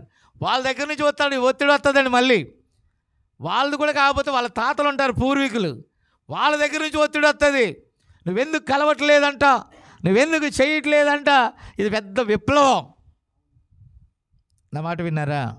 అదంతా పడి వచ్చాను కాబట్టి నాకు అసలు మిమ్మల్ని చూసి జాలి కలుగుతుంది తప్ప నాకేం కలగదు. Amen. That is the pressure. ఆ ఒత్తిడి అలా ఉంటుందండి. ఆమెన్. ఒకటి లోకంలో నుండి వేరవుతున్నప్పుడు, లోకస్తునికి అది అర్థం కానప్పుడు మనం వాళ్ళకి చెప్పనోలేము, చెప్పిన వారు నమ్మరు. చెప్తే వాళ్ళు నమ్ముతారా? నమ్మరు. నమ్మకపోగా మనల్ని వేరువారు అనుకుంటారు వాళ్ళు. హల్లెలూయా. దేవుని స్తోత్రం కలుగును గాక. కాబట్టి ఈ దానియేలు విషయంలో వాళ్ళకి అర్థం కాల. దానియేలు యెరూషలేము వైపు కిటికీ తెరిచి, ఆమేన్, ఆనాడు సొలొమోనుకి దేవుడిచ్చిన వాగ్దాన ప్రకారం అటువైపుగా తిరిగి దేవునికి మొరపెట్టేవాడు. దినమునకు ఎన్నిసార్లు? 3 మారు. ఇది ఎలా పట్టుకోవాలి, ఆ ప్రార్థనను ఎలా బంధించాలనేది సాతాను ప్లాన్.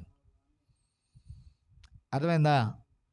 ఇప్పుడు చిన్నసన్ని ఆదివారం ఇక్కడికి వస్తున్నాడు, 20,000 ఇస్తాం, ఆదివారాలు సెలవులు ఉండవంటే ఎలాగుంటుందంటే మన ప్రెజర్ ఎలా ఉంటుంది అంటారు? ఎలా ఉంటుంది చెప్పండి మీరు? 20,000 ఇస్తాం కానీ ఆదివారం కూడా చేయాలి అబ్బాయి అని అంటే 20,000, ఆదివారం కోసం 9,000.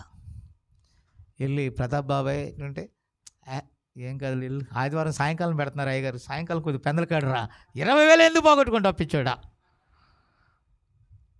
కానీ మోషే ఐగుప్తు ధనము కంటే క్రీస్తు విషయమైన నింద గొప్ప భాగ్యం. హల్లెలూయా. అంటే ఈ భాగ్యాన్ని ప్రేమించిన వాడికి ఆ భాగ్యముతో సంబంధం లేదు. హల్లెలూయా. దానికి ఏం కావాలా? సూపర్విజన్ కావాలా, 6వ ఇంద్రియం కావాలి. 5 ఇంద్రియాలకు అది సెట్ కాదు. అది ఒక నమ్మలేని నిజం. కాబట్టి దానియేలును ఆ విషయంలో పట్టుకున్నారు. 30 రోజులు రాజునకు తప్ప ఇంకెవరికి ప్రార్థన చేయకూడదు. దానియేలుకు తెలిసి లేదో ప్లాన్ చేశారని, ప్లాన్కి ప్రయత్నిస్తున్నారు, ఎప్పుడు దొరుకుతాడని చూస్తున్నారు. దొరికేశాడు. దొరకగానే శాసనం వచ్చేసింది. శాసనం చేయగానే ఏం చేశారు? తీసుకెళ్ళి సింహాల గుహలో తోసేశారు. శాసనాన్ని మీరాడని సింహాల గుహలో. కానీ ఈయన ఒక సూపర్ మ్యాన్, మామూలుడా, దేవుణ్ణి రంగం మీదకి దింపగలిగినంత జ్ఞాని. కాబట్టి అతడు దేవునికి మొరపెట్టగా దేవుడు దూతలు పంపాడు. ఈ సింహాలైనా, పులులైనా, ఎలుగుబంట్లైనా, పాములైనా, జర్రులైనా, తేళ్ళైనా ఆయన ఆజ్ఞ ఇవ్వకపోతే ఏం చేయలేవు. ఆమేన్. మొన్న 4 గంటలకి నేను బయలుదేరి ఎక్కడ చేరాలా? కనిగిరి చేరాలా. 5:30 బస్సు అందుకోవాలి. ఎక్కడి నుంచి? లింగంగుంట్ల నుంచి. అదే సమయంలో, అదే గడియలో విన్నారా, డేవిడ్కి, రమేష్కి యాక్సిడెంట్ అయ్యింది. ఓకేనా? వాళ్ళందరూ సాయంకాలం ఈ విషయం చెప్తుంటే నా కోసం ప్రార్థన చేయండి, డేవిడ్, రమేష్ వాళ్ళు బయలుదేరిన టైంలో నేను బయలుదేరి కనిగిరి వెళ్తున్నాను అని. ఆమేన్. వాళ్ళందరికీ కూడా టెన్షన్గా ఉంది. ఏమో ఫోన్ చేసి బండి పోతే పోయింది, బస్సు బుక్ చేయించుకొని బస్సుకురా, ఆ టయాన్ని రావద్దు అంటుంది. నేను ప్రార్థన చేసుకుంటే దేవుడు వెళ్ళమని నాకు సూచన వచ్చింది. నా సూచన ప్రకారం నేను బయలుదేరా. దేవుని స్తోత్రం. రోడ్డు మీద ఎలక పిల్ల కూడా కనపడలా, పంది పిల్ల సంగతి దేవుడు ఎరుగు. నా మాట విన్నారు? అక్కడ ఇంకేం కనపడలేదండి కనిగిరి చేరేదాకా. అద్భుతం ఏంటంటే వీళ్ళు ఈ బైబిల్లో తోలేరేమో, 1/2 గంట ముందు తీసుకెళ్ళి దించారండి బస్ స్టాండ్లో. బస్ స్టాండ్కి వచ్చిన 1/2 గంట టైం ఉంది, టీ తాగే టైం కూడా ఉంది, కాఫీ తాగే టైం కూడా ఉంది. దేవునికి స్తోత్రం కలుగును గాక. ఇశ్రాయేలును కాపాడువాడు కునుకడు నిద్రపోడు. నేను అనుకున్నది ఒకటే, నేను వెళ్ళింది నా పని మీద కాదు, నేను వెళ్ళింది దేవుని పని మీద. దేవుడే నా కాపరి. ఆమేన్. కాబట్టి దేవుడు తన దూతను పంపించి సింహాల నోర్లను మూపించాడు. ఒకవేళ ఆ టైంలో పంది టైం అనుకోండి, అదే టైము, ఆ టైంలోనే రోజు ఇప్పుడు అది రోజు అది వెళ్ళే టైం కాకపోతే, ఇప్పుడు పంది వెళ్ళే టైంలో వీళ్ళు వెళ్ళారా, లేకపోతే వీళ్ళు వెళ్ళే టైంలో పంది వచ్చిందా? కరెక్ట్ చెప్పండి. పంది వెళ్ళే టైం అది తన ఇంటికి వెళ్ళే టైము. వాళ్ళ టైంలోకి వీళ్ళు అడ్డు వచ్చారు, వేసుకొని వెళ్ళిపోయింది. నేను కూడా అదే టైంలోకి వెళ్ళా. మరి దానికి ఏదైనా పని ఉండి కొంచెం ఆలస్యమైందేమో అక్కడ. నా మాట విన్నారా? నో, అది రాలేదు. దేవుని స్తోత్రం కలుగును గాక. చాలాసార్లు నన్ను కొన్ని చోట్లకి వెళ్ళొద్దు బాబు, నిన్ను ఏకాంతంగా ప్రార్థన చేసుకోవడానికి వెళ్ళేవాడిని. నేను ఊరికాడ వెళ్తే అక్కడ పెనుబాముల ఏదంటారు కదా ఉన్నాయి, చూసొస్తారు. ఎప్పుడో అక్కడికి వెళ్ళబాక అక్కడ పాములు చాలా కోపంతో ఉంటాయి ఆ టైంలో. కాబట్టి బాబు అటు పోతున్నాడు, జాగ్రత్త, పాములు తరుముకుంటాయి అన్నారు. నేను వెళ్ళేది ప్రార్థన చేసుకోవడానికి నాకు భలే దొరికింది కాబట్టి అడవి లాంటి ప్రాంతం, ఆడికి వెళ్ళి ప్రార్థన చేసుకునేవాడిని అండి. బయటికి వెళ్ళి అక్కడికి వెళ్ళి ప్రార్థన చేసుకునేవాడిని. ఆమెన్. నేను ప్రార్థన చేసుకున్నాను. ప్రార్థన చేసుకుని వెళ్ళేవాడిని. నాకేం కనపడలా. ఒకరోజు నిజంగానే పెనుపాములు కనపడ్డాయి. వాటి దారిన అవి వెళ్ళిపోయినాయి, కానీ నా జోలికి రాలా, నా ఏరియాకు కూడా రాలేదండి. దేవుని స్తోత్రం. నేను వాటికి ఎదురెళ్ళా. నా రెగ్యులర్గా నేను ప్రార్థన చేసుకునే ప్రాంతానికి నేను వెళ్ళాను. అక్కడ దేవుడు నాకు అక్కడ ఇచ్చిన ఏకాంతత, అక్కడ ఇచ్చిన ప్రశాంతత, అంటే అటవీ ప్రాంతం దేవునితో గడపటానికి నాకు సహాయపడింది అది. ఆమేన్. దేవునికి స్తోత్రం కలుగును గాక. కాబట్టి ప్రియమైన దేవుని బిడ్డలారా, నిజం, వాళ్ళు చెప్పింది నిజమే, ఆపద లేదని నేను అంటలా. వాళ్ళు భయపెట్టడం కాదు, నిజమే చెప్పారు. వాళ్ళు తప్పు కాదు, అబద్ధం కాదు, వాళ్ళు తప్పు చెప్పలా, నిజమే చెప్పారు. కానీ దేవుని దయ ఏంటంటే అక్కడికి దేవుడు నా మీదకి దాన్ని రానివ్వాల. మేము చెన్నారెడ్డిపల్లె దగ్గర ఒక చిన్న కొండ ఎక్కాలనుకున్నాం. ఈ ఆలోచన కూడా మాకు ఎవరు ఇచ్చారని అంటే వరం గారు ఇచ్చారు.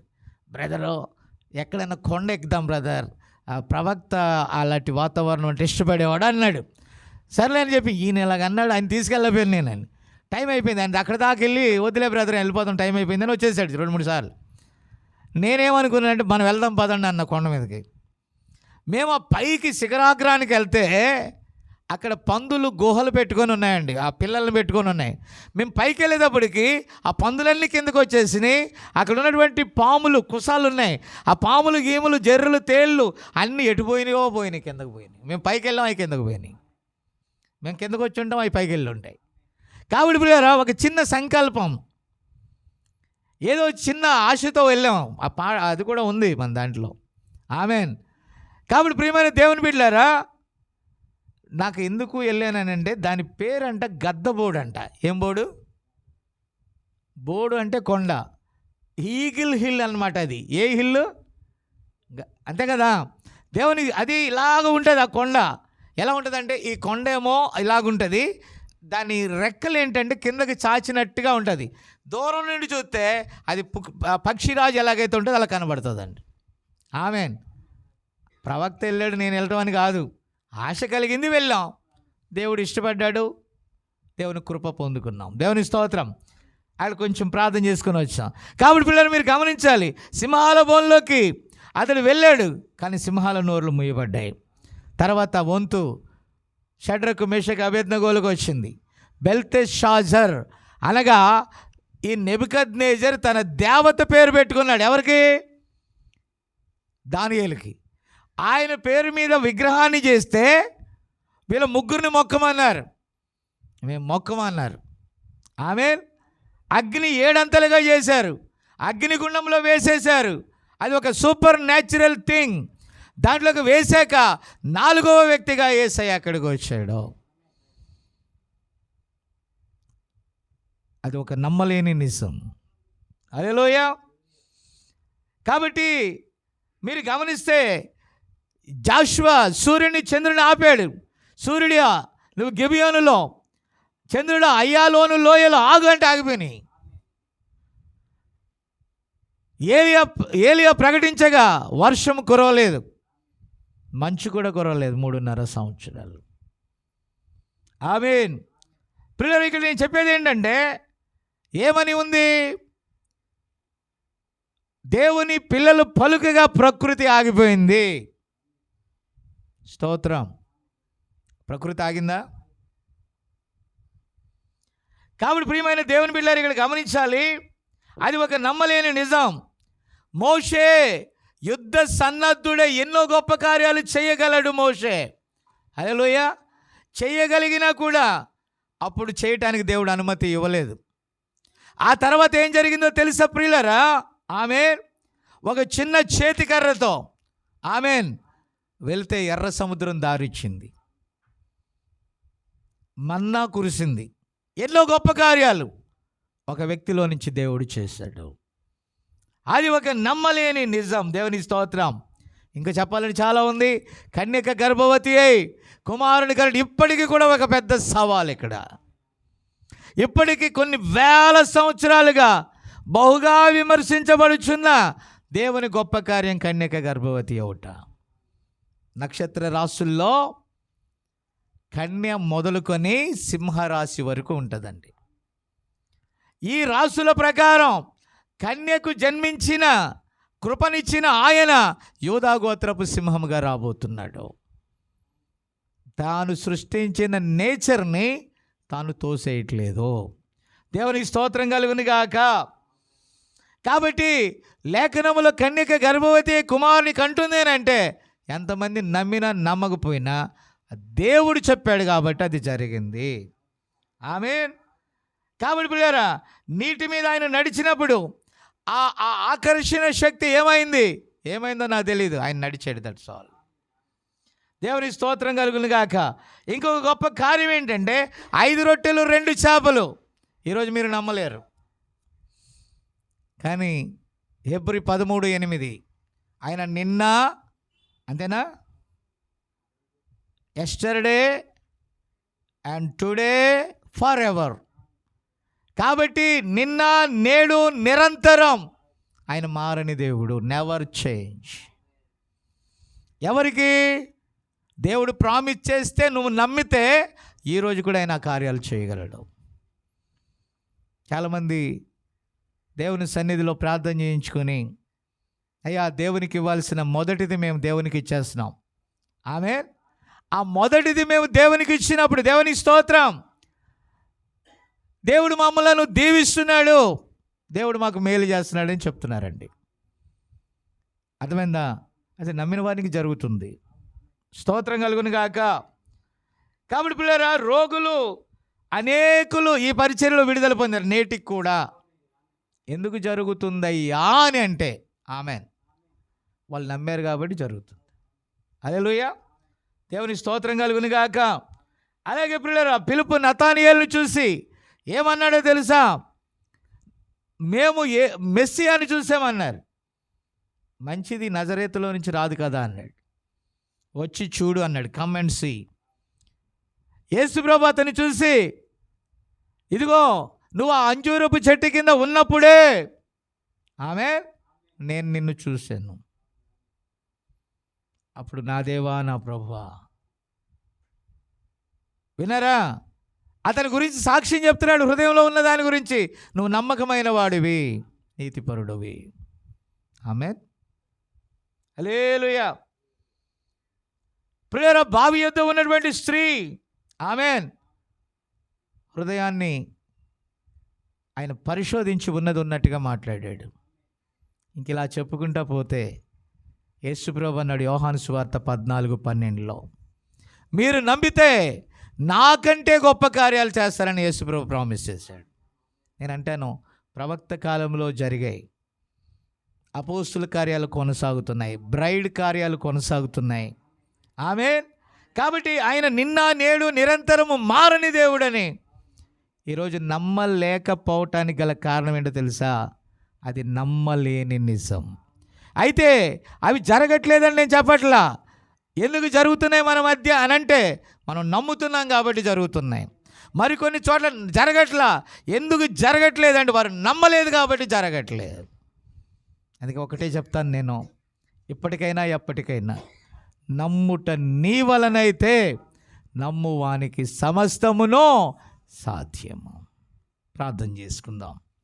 ప్రేమగల మా తండ్రి పరిశుద్ధుడా, ఎన్నో విషయాలు ఉన్నాయి కానీ ప్రభువా, సమయము సంకుచితముగా ఉండుట కారణం చేత ప్రభా ఈ సమయాన్ని మేము కుదించుకొని ముగించుకున్నాము నాయన. ఈ చిత్తమైతే సాయంకాలం కూడా మేము కూడుకోబోతుండగా నేను ఒకవేళ రికార్డ్ చేయకపోవచ్చు, కానీ అప్పుడు కూడా మరికొన్ని విషయాలు నాయన సాయంకాలం వచ్చి వారికి ఆయన మేము మాట్లాడినవి ఉంటున్నాం. అలాగే 15వ తారీఖు పగటి వేళ జరిగే కూడికలో మీరు ఉండండి ప్రభువా. సమస్తమును సమకూర్చి జరిగించు దేవుడవు నీవని నీకే వందనాలు చెల్లిస్తున్నాను. బలహీనులను జ్ఞాపకం చేసుకోండి, శక్తిహీనులకు బలాభివృద్ధినివ్వండి. ఈ పరిచర్య కోసం ఎవరైతే సహకరించారో ఆ పని జరిగిస్తూ ఉన్నారు వారందరినీ నిశ్చయంగా దీవించండి. నేను ఇది రికార్డ్ చేయబడి ఎక్కడికైతే వెళ్తుందో వారికి దీవెనకరంగా మార్చండి. కాన్ఫరెన్స్లో ఉన్న వారిని కూడా దీవించండి. మహిమ ఘనత ప్రభావము మా దేవా నీకు ఆరోపణ చేస్తూ ఆయన సమస్తమును నీకు ఆరోపిస్తూ మా ప్రభును రక్షకుడును అతి త్వరలో రానయ్యున్న యేసుక్రీస్తు నామంలో అడుగుచు ఆ సమస్తమును దేవా నీ పరిశుద్ధ హస్తాలకే అప్పగించుకుంటూ ప్రార్థిస్తున్నాము తండ్రి. Amen, amen. షాలోమ్.